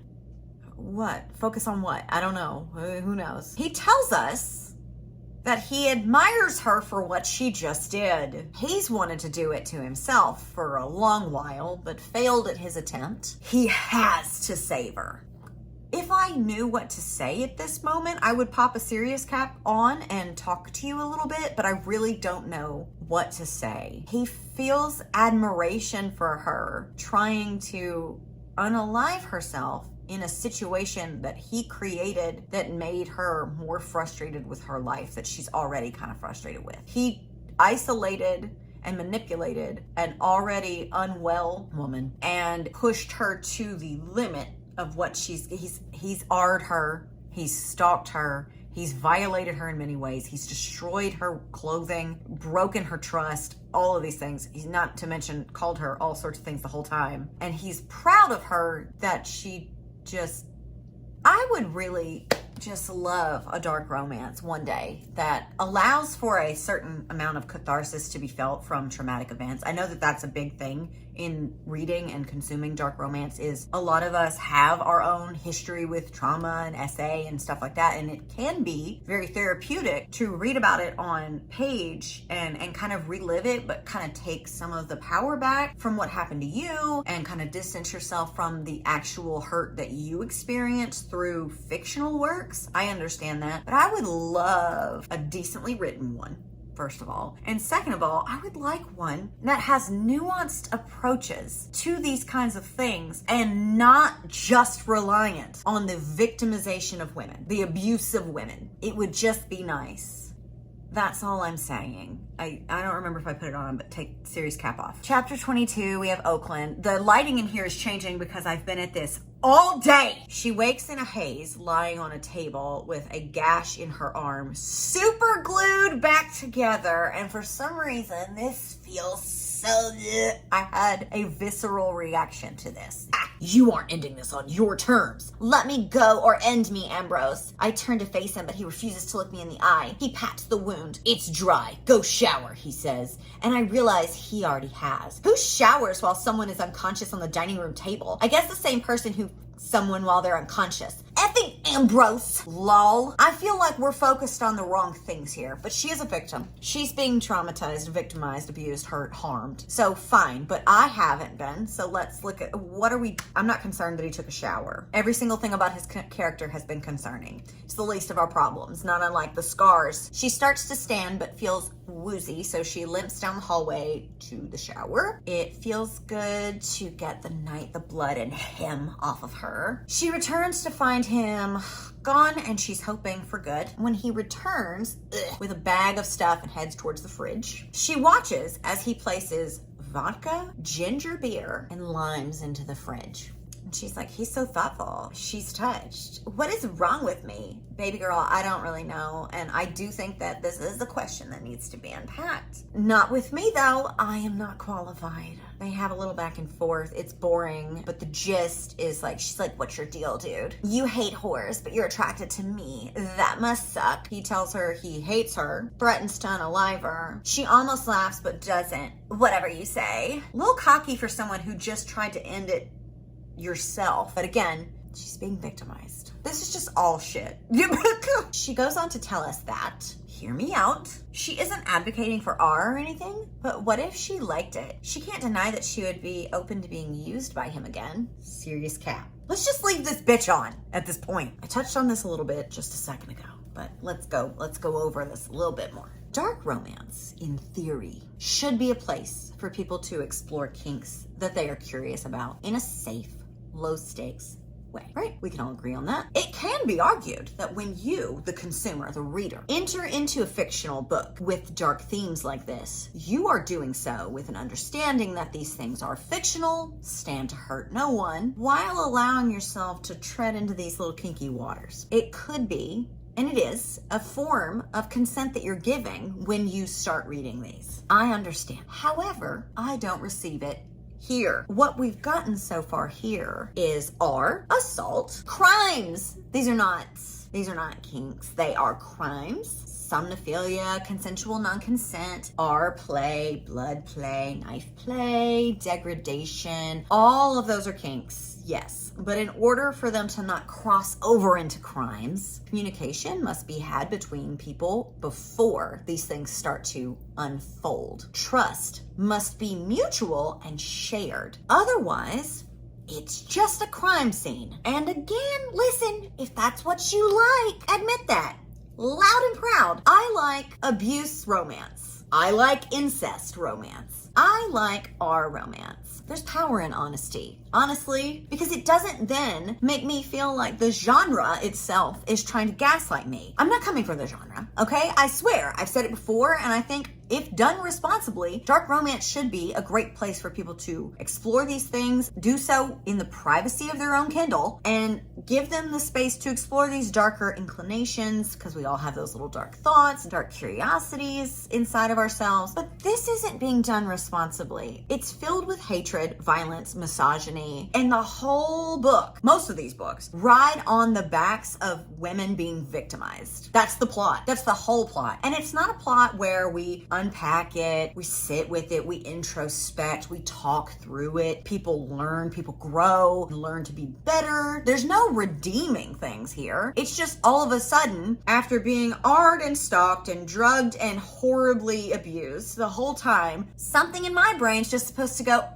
we're fine with it now, without any actual work being done. Hot guy, facial scar, that girl's hot, she's mine. And then he goes on to victimize her through the whole book. And again, let me circle back. Let's go back. I understand that when you and I enter into these books, if the trigger warnings are done correctly, which that's a whole other conversation, we are getting informed consent about what we're about to enter into here. However, and maybe this is just me, maybe I'm just naive like Winnie Whore, and I just thought it was going to be something that it's not, and maybe that's on me. But I don't like reading through trauma after trauma after trauma after trauma with no meat. There's nothing to eat here. It's just you trying to upset me with bullshit, terrible writing, horrible characters that are unlikable in pretty much every way. The women are just being victimized the whole time, and then one day they're like, I wonder what his favorite color is. He's really hot. He me different than my ugly fat landlord does.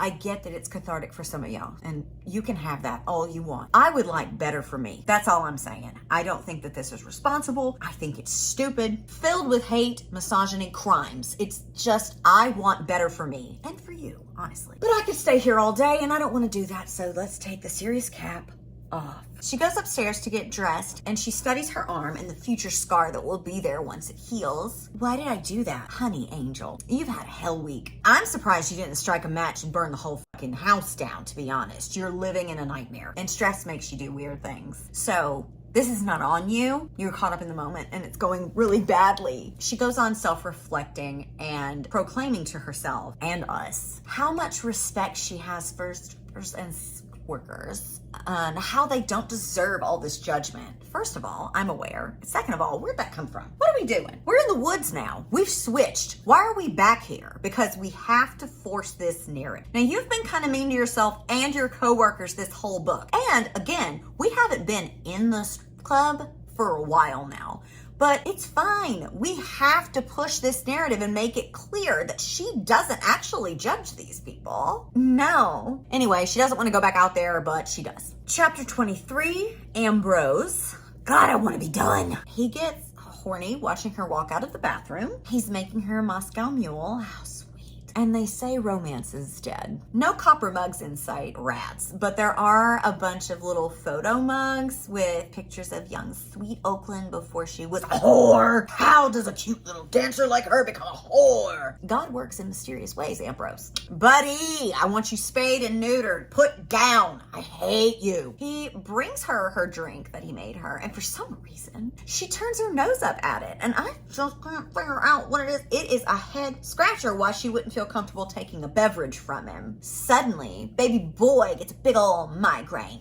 Oof! Same, but for different reasons, I'm sure. But he can't have her knowing he's not feeling well, so he asks if there's any ibuprofen in the house for her ankle and dips off to grab some. He brings it to her with a fresh bag of ice for her ankle, sits down and tries to pretend he isn't in pain from the migraine. He's unsuccessful though, because I know a migraine when I see one. They start arguing some more because being nice to me won't save you. Whatever, I'm not a bad person. You don't know anything about swerkers. Stupid. And he won't know because that's not the point of this book. The point of this book is to be dark and edgy and stupid. She starts dangling her big important dreams in front of us again, but no, she isn't giving him anything else to use against her. He's nosy and wants to come up with a way to get her to trust him. But how? Maybe rewind time. Do none of this. Chapter 24 is Oaklyn. She's sitting on the dock of the bay. It's a lake. I digress. Reminiscing about happier times here when shirtless Ambrose wanders into her orbit. His muscles in the sunlight are almost too much to take. He ordered you in the woods after sneaking into your house, drugging your alcohol, and warring you in your sleep and ruining all your clothes. Okay, but he's hot! He's hot! It doesn't matter if he's doing all this because he's hot. He strips off his shorts, and even though he may focus on his scars, he's beautiful no matter what. No matter what!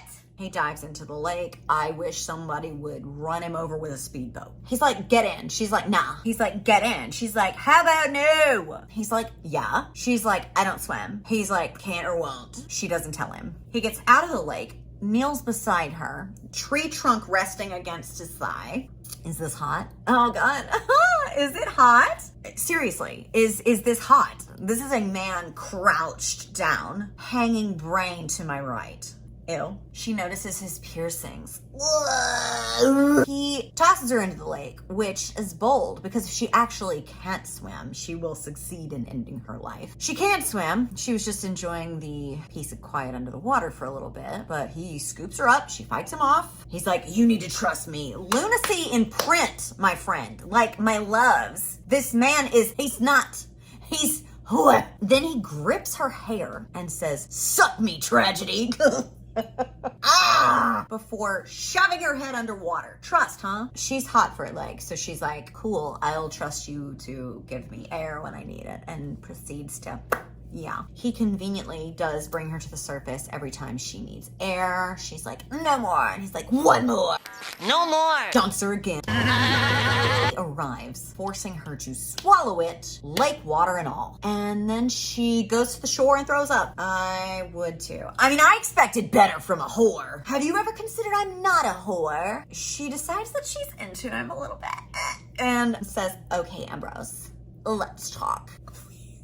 Please. Chapter 29, Ambrose. Should we make guesses about what her big fancy dream will be? Okay, honestly, let's just do it right now. I have no idea. She doesn't have an inkling of a personality in the slightest except for how she wants to be a dancer, but she can't because she was struck down in her prime. Also, we have like 10 more chapters. So what else could she possibly be encroaching on? I'm so bored. I'm so tired. He's having a good time, reminiscing about the oxygen-deprived blowy he just forced her to give him when she finally unveils her dream. Pause. Leave me what you think it's going to be in the comments. A dance studio. 25 chapters for this dumb shit. Dumb shit! He asks, why not teach at one that's already open and functioning? This could be her Honey Daniels moment after all. Quit playing. And isn't that what we're all working towards? She says that there are no dance studios anywhere around. And thanks to my friends over at thedancestudiofinder.com, I can call bullshit with evidence to back me up. There are 85 in New York State, according to their website. And to be quite honest, the tiny town I grew up in, population 9,000, rural agricultural city, little town thing. We had one that I know of. There may have been two. So just because the studios don't make the database doesn't mean that they aren't there. What a dumbass dog shit thing to write in your book when you could have just Googled it. It doesn't matter. It doesn't matter. I'm thinking too much, and that's the real problem here. He asks if her parents would help her, and she scoffs. Despite you thinking my parents hate me because of my job, they hated me long before that because they wanted me to be a doctor, but I wanted to be a dancer. Plus, I doubt she'll sign any checks now that she's seen revenge corn of her daughter sent by you. He calls her mom a bitch. What does that make you then? This gets them into the subject of his mom, though, and my word, I have never wanted to know less about a subject. He struggles at first to speak, but Oaklyn holds his hand. He finally reveals his tragic backstory to us, too. I mean, we've already kind of talked about it, but we are blessed. So his mom thought he was possessed by a demon, so she stabbed him a whole bunch, and then took her own life in the facility she was sent to. So mental illness seems to run in the family. Psychosis, delusions, things like that seem to be genetic. And this is not a joke. I'm just telling you. It seems to be Is this why you hate me? I hate me too. I don't hate you. LOL, you tried to kill me. Why haven't you unalived me, by the way? He tries to change the subject and they squabble. He kisses her. She bites him. Bravo, Oaklyn. He's like, ouch, why'd you do that? She's like, I don't know, my body's confusing me. He's like, oh my God, bestie, same. Then he tells her that they can go inside and continue this chat, or she can run and he can... JK, here's the rules, okay? She can run, and if he doesn't find her by nightfall, he will take her back to New York and let her go and leave her alone. But if he catches her, you're gonna give yourself over to me and let me do you. How fun. She agrees and runs off. Oh, I'm so tired. I'm ready to be done. Chapter 26 is Oaklyn. She's resting, trying to figure out where she can hide until nightfall. When she remembers, the treehouse her dad built for her. She is stupid. If her parents had been paying attention to that, they would not have wanted her to be a doctor. Like, I would not want her holding any sort of medical instrument near my cavity. You're wanting a place to hide and lay low that he won't find or suspect in the middle of the woods. And you choose a very man-made structure of comfort and play from your childhood spent in said woods. That would be the first place I would look. I can only hope he won't think to look above eye level. He doesn't have to look up to see a treehouse because your perspective changes on how much distance is between you and things. This is another like math problem I fear. I fear because if I am 80 feet back, I don't have to look up. If I'm right up on it, then I would have to crane my neck a little bit, right? So he is coming through the woods to find you. He isn't just automatically appearing beneath said treehouse, having to go, I wonder where she is. I know that I think too much, but is it me thinking too much or is it everyone else thinking too little? He finds her almost instantly. No surprise there. Did you miss me, Tragedy? He turns towards me. You must have, since you picked such an obvious hiding spot, almost as if you wanted me to find you. Yeah, we're saying the same thing.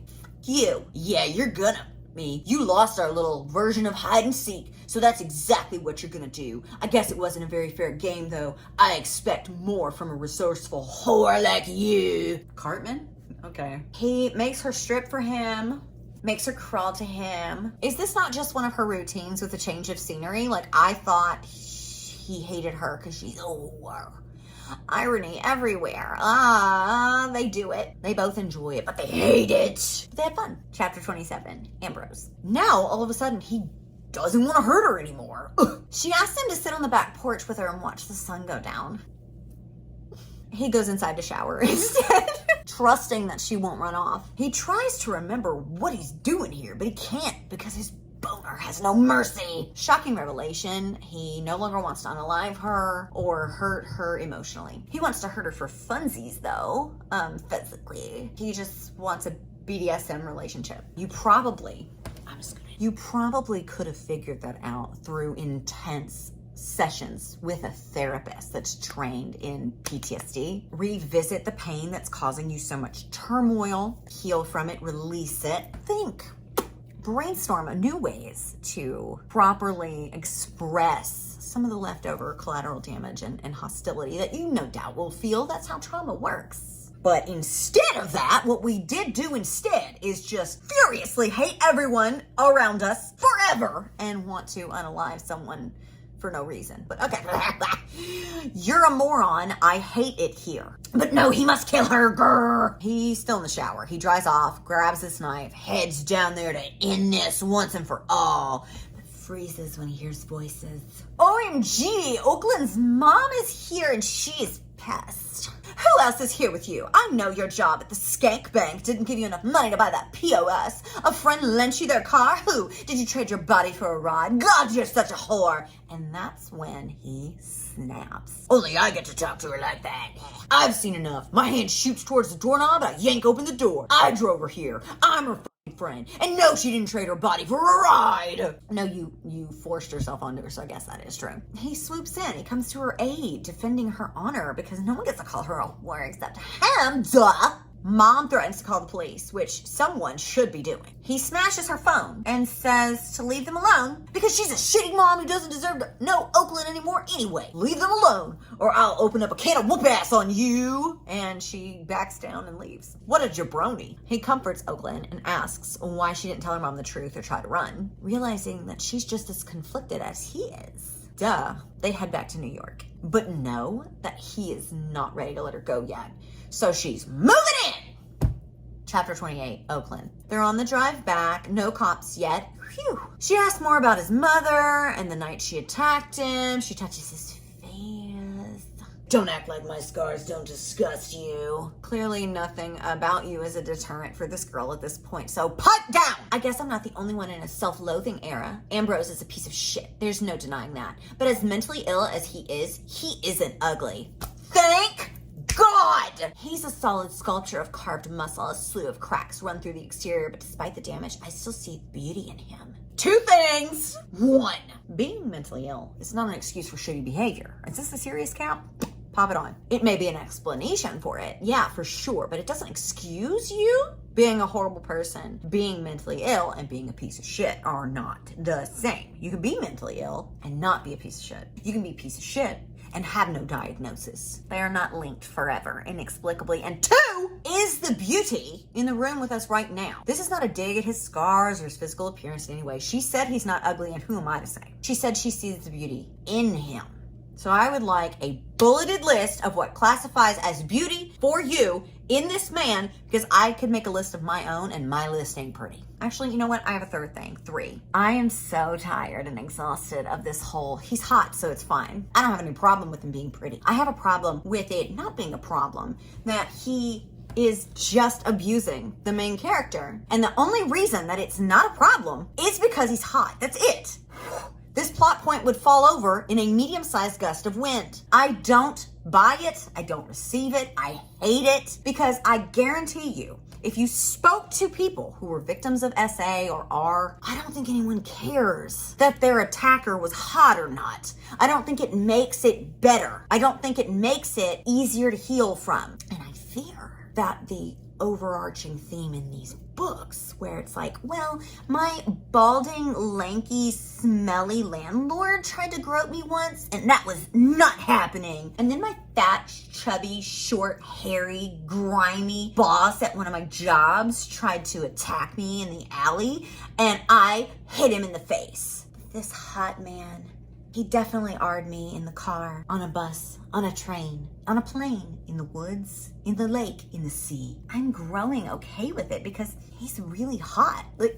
And this is the thing when people start saying, you just don't like dark romance. No, I don't like this shit. As a person who has her own sexual trauma, I can tell you, does not make it hurt less that they are attractive. It also doesn't make it hurt more that they're not attractive, that they're ugly. Blech. You still got violated. You were still attacked. You were still harmed. And I don't care. It's so lazy too. It's just lazy at the end of the day. Aside from all the problems I just listed out, it's lazy. Boo. Tomato, tomato, tomato, tomato, tomato, tomato, tomato. Hello from the void, aka me editing. I had just another little thing to toss in here on the tail end of this I'm exhausted because he's hot so it's okay kind of thing. In a lot of media that's well done and well thought out with characters that are dynamic and intriguing, you can feel connected to and want to root for the bad guy, the morally gray character that is tortured by the kind of person that he is, but the kind of person that he wants to be. But in order to establish that connection and that base of believing that they're good underneath all of the horrible things that they do, you have to write well. And there's no nice way to say that. And I'm not interested in trying to be nice, I'm trying to be honest. This is what I encounter in these books all the time. You have not given me anything about these horrible men except that they're hot. That's it. And the opportunity to give me more than that is right there. You made these books dual POV, where I get to experience life inside of these men's heads. And I still think they're just dog shit. I still think that they are just bad people. You give no inclination that there's anything else to be found. There's no light at the end of the tunnel. There's no spark of hope anywhere around. They are just constantly expositing to me how much they hate women, how much they want women to pay for what they've done to them. You're writing incels and then telling me, but he's hot. And I'm supposed to just be like, phew, I thought I was gonna have to fully hate him for a while. Thank goodness I know that he's really attractive. That's not enough. I can't speak for most people. It's not enough for me. It's not enough for me. It's not enough for my friends who have similar opinions on things like this as me. There has to be more. I do have a few examples here failure of men that I think accomplish this goal really well. They're hot, they're bad, but somehow during the course of their story unfolding, I find myself rooting for them. Like, you're telling me that Jaime Lannister is sleeping with his sister and then also knocked a child out of a window, permanently disabling him for the rest of his life, but then I have a soft spot for him and Brienne of Tarth? That's good writing. You're telling me these boys travel the country, unaliving people, places, things, and treating women pretty poorly. Let's be honest, we see that a lot. They're sent to literal hell multiple times. They make deals with demons. They work with demons. They slaughtered angels at a certain point in this whole thing. You get to see them work through all of these things. You get to see Sam make all those twisted up little faces. You get to hear their little heart-to-hearts that they have on the hood of the Impala while they eat burgers. You get to see them struggle with everything that they have to do. That's good writing. And then the last one, this is a little bit of a wild card because this is a child, but when Jess first pops on the scene in Gilmore Girls, he's not a good dude. He's not good to the people around him who are trying to love and take care of him. He's disrespectful to the girls that he dates, and he's just not a good guy to Rory at first either. He's just not a good guy. But through the course of these stories, I get to see him kind of walk some of that stuff back, apologize for things that he's done wrong, grow and learn from it, and ultimately at the end of the day, I believed in the potential that Jess had because I saw the good reflected back in different things that he would do and different things that he would say. That's good writing. And I think that that's really the difference here, is that all of these men were written well, and all of these men in the books that I keep finding aren't. I need more from my main male characters who are morally gray. You're gonna have to give me more, or I'm never gonna enjoy these stories that you're trying to tell me. That's all. Enjoy the rest of the video. She's like, I get that you hate your mom, but why did you pick me? And he's like, someone has to pay. And she's like, that's dumb. I agree. Her stomach growls, so he jerks the wheel and takes him back to that diner to get him a mean-ass burger. Don't even think about ordering that big blueberry gulp again, though, because I'm not stopping 15 times before we get home. Blah, blah, blah. Sitting in a diner full of people could be my way out of everything. I only need to call out for help. Ambrose doesn't have a gun, but I have a feeling that a long-haul trucker seated at the bar might. That bulge on his hip sure as shit ain't his... But I don't. I keep quiet. The thought of someone hurting the man across from me should fill me with joy, but it only makes me feel sick. I've seen too much of the good in Ambrose to want him to be taken out, even after falling prey to the dark parts of his soul. I would like to once again ask you for that list of these good things that you've seen in this man. I just want a list. You can email it to me if it's quicker. They eat. She's in a mood. I can't imagine why. I thought she would be great. They leave. He pins her against the Jeep door. Cut to an ad for the new Jeep Wrangler. He mansplains the definition of obsession to her. He kisses her and says that he must have her, but that he also needs to kill her, even though he doesn't want to. I don't know, I'm so tired. She thinks to herself that if his ultimate goal is to get his revenge by letting her die at his hands, maybe she can avenge herself a little bit before he does. If she ends up taking him out, that will be my happily ever after. Chapter 29, Ambrose. They're in his apartment, the place where she will meet her doom. He starts to unpack the bags, the Moscow Mule ingredients on top. I still find it goofy that they were all the way out in this cabin, that they were planning on being in the woods at a cabin away from everywhere, anywhere for at least a week, and all he got at the store was ingredients for a Moscow Mule. Y'all need to eat or what? Once again, we have to go over why this is happening. Why her? Why me? Why revenge? Blah, I'm bored. He makes her a mule. No roofies this time. Well, she watched him make it. Plus, he wants her awake for the final curtain call. I swear to God. She says that she wants to make him a drink too, but remember, he's sober. So he says, no way, Jose. She insists on it as her dying wish. And he's like, so be it. And make it strong. Wow. We just throw our sobriety out the window. Make it strong. She does. Oaklyn switch. His eyelids grow heavy and she wonders if she knows he's been drugged. Oop! Ah, yes. The messers become the messies. He's out. So she traces his scars. Considers running, but there seems to be no point in that. She grabs a knife, goes to do something, but can't. But what she can do is use him, and she does. So now she is also a rapist. That is so great. What a character arc. I mean, I was just talking about character arcs. We love to see it. She arrives and then leans down and whispers, I like you, Ambrose, but I really like your I grip his hair and turn his face towards me. You're my little plaything now, aren't you? Useful for nothing more than my pleasure. You can't talk or move, but you can lie there and let me myself with your... Huh. Splendid! She's pleased with her eye for an eye approach, or her R for an R approach. Get it? Letters. Chapter 30. Oh my God, we're so close. Ambrose. He wakes up and he is shook. She drugged me. And I bet she escaped. No. He finds her just asleep in his bed in the other room. He figures out what actually happened though, so he decides to repay her by building Rope City on her sleeping face. That is how she wakes up. He grabs her and says, you liked R&M me, didn't you? And she corrects him. I liked using you where you were asleep. That's no good. I was finally happy that we were being honest about what it is that we were doing. It was R. But no, we have to rework it so it's more palatable. None of this is palatable. They do it again, though, telling each other how much they hate each other. You won't choose to stay with me. You and I both know that, and I can't be without you. Her eyes flutter as they rise to meet mine. Haven't I chosen already? I can't deny the veracity of her words. She had every opportunity to take off after she drugged me. When I realized what had happened after I woke up, I expected to have to hunt her down. I was prepared to have to travel across the country to find her if I had to. When I found her in bed, I was too distracted by what happened while I was drugged to think about what didn't happen. What? The magnitude of what it means didn't hit me until this moment. She could have unalived me. She could have escaped. She could have turned me into the police. And she did none of those things. She made a choice. She chose me. My little tragedy stayed. Tragedy! Just darling. In love. Chapter 31 is Oaklyn. He asks, how can this work? And she isn't sure. She isn't doubtful of her choice to stay, but she is confused. I think we all are, honey baby. He plans to go on a food run, but his phone rings and it's his fight master boss. They're arguing. He might have to fight tonight. Harumph. She's like, it's cool. I need to work too. And he is not happy about that. I tell you, all the progress we've made. We've made no progress. I can provide for you and meet your needs. No way you're going back to that club. But she's like, I need to dance.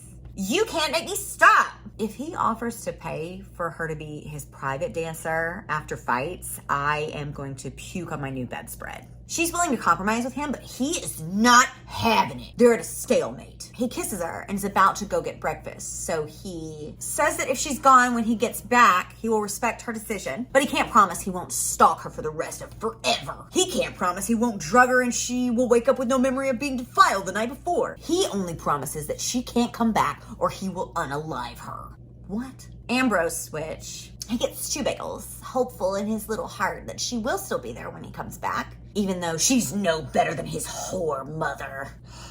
He comes back and she's gone. Thank goodness he has a fight tonight because he needs to get out this rage just like she needs to dance. Chapter 32 is Oaklyn. She's getting dressed for work, but it doesn't feel real because she feels like she still belongs to him and she already misses him. She makes it to work and finds the very first acorn on the ground by her station. She crawls to retrieve it because it's all she has left of him now. Girl, get up. Get up! This is so embarrassing. I know that you're a victim, but at this point, it doesn't seem like you think you're a victim. It seems like you've lost something, and I'm going to need you to get up! She goes to the bar to have a drink. Her drink. I can never tell anyone about my feelings for Ambrose and how they came about. I get analyzed to hell and back, which is wholly unfair. No, it's not. Doesn't every relationship begin with a little obsession? Yeah, Ambrose needs a little work on the impulse control department, but we all have our flaws. He just refuses to hide his. Honey baby cookie sweetie, he's a rapist and a stalker. Not a misunderstood guy with impulse control problems. She misses him now more than she ever has, now that she's tasted this awful Moscow mule. Ambrose never went too heavy with the lime. She starts making her way through the club when she overhears some guy about how they plan to rig the fight that Ambrose is in and get him unalived.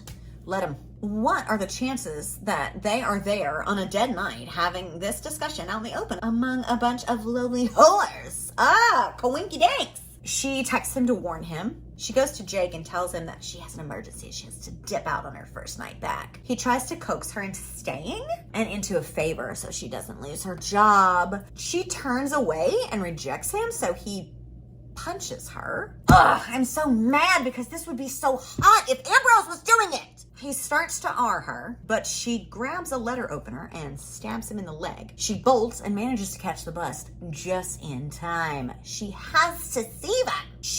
Chapter 33, Ambrose. He arrives at the warehouse. Darbson meets him, tells him that he tried to call him, but old boy left his phone at home, so there won't be any distractions. Oh, nosers! That means he's not gonna get the warning text. Oh, boy. He climbs into the ring and faces off with this little guy named Boris. He fights dirty. We met him earlier, but I didn't find him relevant enough to include him. None of this is. Ambrose is like, don't be afraid to tap out if it gets too bad, dude. I don't want to accidentally kill you. Oh, how funny! They fight. He's on the ground pinned. And when he spots Oaklyn in the crowd, oh no. And the crowd is going crazy. And the only way for him to get out and save her is to unalive Boris. But no, wait! He taps out instead. She really did fix him. He's cured! Why was your first thought unaliving and not just tapping out? He grabs her, takes her back into the locker room. She spills the beans on the next match and the rigged fight to end his life. He asks how she got the busted lip. She recounts everything. She's like, you gotta get out of here. And he's like, not without you. I have to doctor that lip. Chapter 34, Oaklyn. I'm going so fast because I want to be done. She wakes up in his apartment and he's not there. Oh my God, what has happened? She's anxious and he comes back with brand new green lingerie for her. Poison ivy, who? Never. But what about your boss and the hit on your life? He had a few people handle it, so go get ready. I have somewhere to take you. On their way out, she grabs a little acorn and puts it in her pocket. He grabs the lingerie. What are we up to? My money is on him buying the club and giving it to her. But that would require a little bit too much understanding on his part and character growth. And so I doubt it, but that's just where my head went first. He takes her back to the club. She's like, please don't unalive me. He's like, don't be stupid. I'm not gonna unalive you. Go get ready so you can dance for me. Why would that be stupid? You've been wanting to unalive her this whole time. It would be stupid for her to think you wouldn't unalive her. So she goes and gets ready and she comes back out onto the stage, finding Jake tied to a chair. Oh no. Apparently no one else is in the club, I guess. Anyway, Ambrose punches him, shoves some underwear in his mouth, pulls up his own chair beside Jake the Snake so that she can dance for him. The music starts. It's so loud! Let's get loud. Let's get loud. She starts to dance. Eyes on me. It's a lot. We're going through it. We gotta go. She dances, and then he decides that it would be fun to bang her in front of her restrained boss. So they do that. Chapter 35 is Ambrose. They're still banging right where we left off. We just get this from his delightful POV, and what a gift. He asks her to arrive so that he can unalive her boss and requests that she go and fetch him one of those copper mugs that mules come in so he could spill his joy into it, spit into it, hand it back to Oaklyn so she can pour it down Jake's throat. Lovely teamwork. He tells her, you don't have to stay for this next part, but he's gonna pay either way. And she stays, does some ball stomping with her heels. He asks her to remove one of her shoes and uses the heel to gouge one of Jake's eyes out. This is so dumb. He's worried this might be too much for her. Instead, she just requests her shoe back so she doesn't have to walk around barefoot in this nasty club.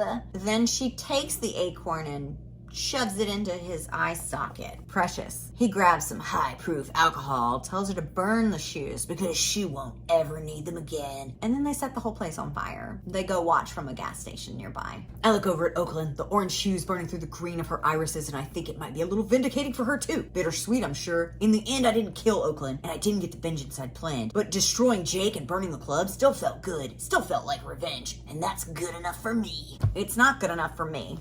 No. Chapter 36, Oaklyn. Just a bunch of introspection over what they just did, what they will do to survive from now on, but it doesn't matter because he's all she needs. Sure. Ambrose switch. Darby calls, but that can't be because Darby's supposed to be dead. No, it's Boris. Boris letting him know that Darby's unalive and want to know if he will run the fighting ring with him from now on. Boris is Russian, okay? It's not, I don't know what that was. If it was anywhere close to Russian, I just went with it, okay? You and that guy you were fighting are taking over the fight club, she asks. as her legs curl under her. You sure that's a good idea? I pivot my body and push her onto the bed. I fall between her legs and her eyes slowly rise to meet mine. There's only one thing I've ever done that I'm sure was a good idea. And what's that? Letting you live, my beautiful little tragedy. Tragedy! Oh, what a dumb book, the end. Oh no! Oh no. Oh no. Oh no. There's an epilogue. Oh no. Like, as if I haven't been through enough. Oaklyn. Oh my word. God. This man is so hot, my clothes are falling off of me. She's blindfolded and being driven. She doesn't know where, but I do. He bought her a warehouse, a dance studio. But where did he get the money? Apparently it was inheritance from when his mother died that he never touched because he didn't want anything from her. But now he took it so she can teach dance. She'll be sure to thank him later. But right now, he wants a dance. The actual end. So I don't know what to say at this point. Every single book in this genre, aside from a few little wild cards, are the exact same formula. There is a really horrible, irredeemable main male character, but he's hot, and that's why it's okay. There is a dumb female main character who is repeatedly victimized throughout the book by said male main character. But it's okay because he's hot and we love him. And I'm tired. I'm just really tired. My cat. It's my cat. Oh yeah, I haven't shown you my cat. He doesn't have a name yet, but he's so sweet. He's a little chaotic too, which means he'll fit right in. And I needed this. I needed this after such a terrible book, baby. I really did. You're just doing the Lord's work here. Anyway, I don't know what there is to say at this point. All of these books are the same copy-paste formula. The books are badly written. Yeah, I just didn't like this one. I've read Lauren Beale before, and I didn't know that until I was working on this outline. I read Frisky the Snowman, holiday, wintry, sentient object novella about a woman and her snowman. And some vegetables too. Some vegetables come into play, which makes sense because his nose is a carrot, but I was thinking more ice. Anyway, I think I gave it 3 stars because I felt like the author knew what she was about in this story, like didn't take it too seriously. It was fun, it was dumb, it was a little creative. Like his release was peppermint flavored. So I can appreciate things like that. This, however, gross and weird and stupid. 1 star for this. Anyway, thank you for watching. We appreciate you, and we will see you in the next video. Like, comment, subscribe, so you don't miss anything. Turn the little notification bells on. You can also join the channel and be a paid member and get early access to videos like these. You can also check out my Patreon and my bindery if you want to support me in the work that I do here. I really appreciate it, and we have a really good time over there. Get bonus content, vlogs, artwork, digital downloads, things like that. And really appreciate you for getting me to 20,000 subs. That is incredible. I never expected something like that, and I am talking like a baby because I'm holding a baby, and it's absolutely inexcusable. Who am I? What have I become? Thank you for watching. Love you. You don't have to say it back. I'll see you in the next one. Hello. Kitchen is really messy because it was grocery day, but it's also 20,000 subscribers day. So I got myself a cake, and I'm going to practice icing 20K on a paper plate, and then I'm going to put it on the cake. Hopefully I don't muck this up. We'll see.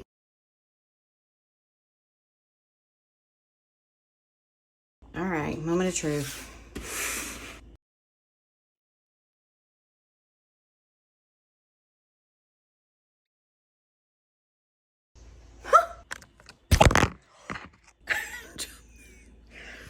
I dropped the phone again.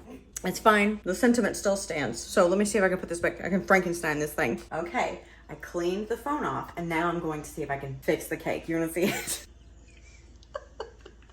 See, over on this side, you would never know that we had a tragedy. Not bad for a girl with no talent who almost crushed it with her phone. Okay, so here she is. We love her, even though she's a little messy. Honestly, it bodes well for the exact kind of channel that I have. We're having fun with a bunch of shit. Is that something stupid that would only happen to me? Yes. I dropped my glasses into the lake the last time I went fishing, so this is not new. This is something that happens to me a lot. But I love her. Thank you again. If it was big enough and I didn't wreck half of it, I would share it with you, but I can't. Love you.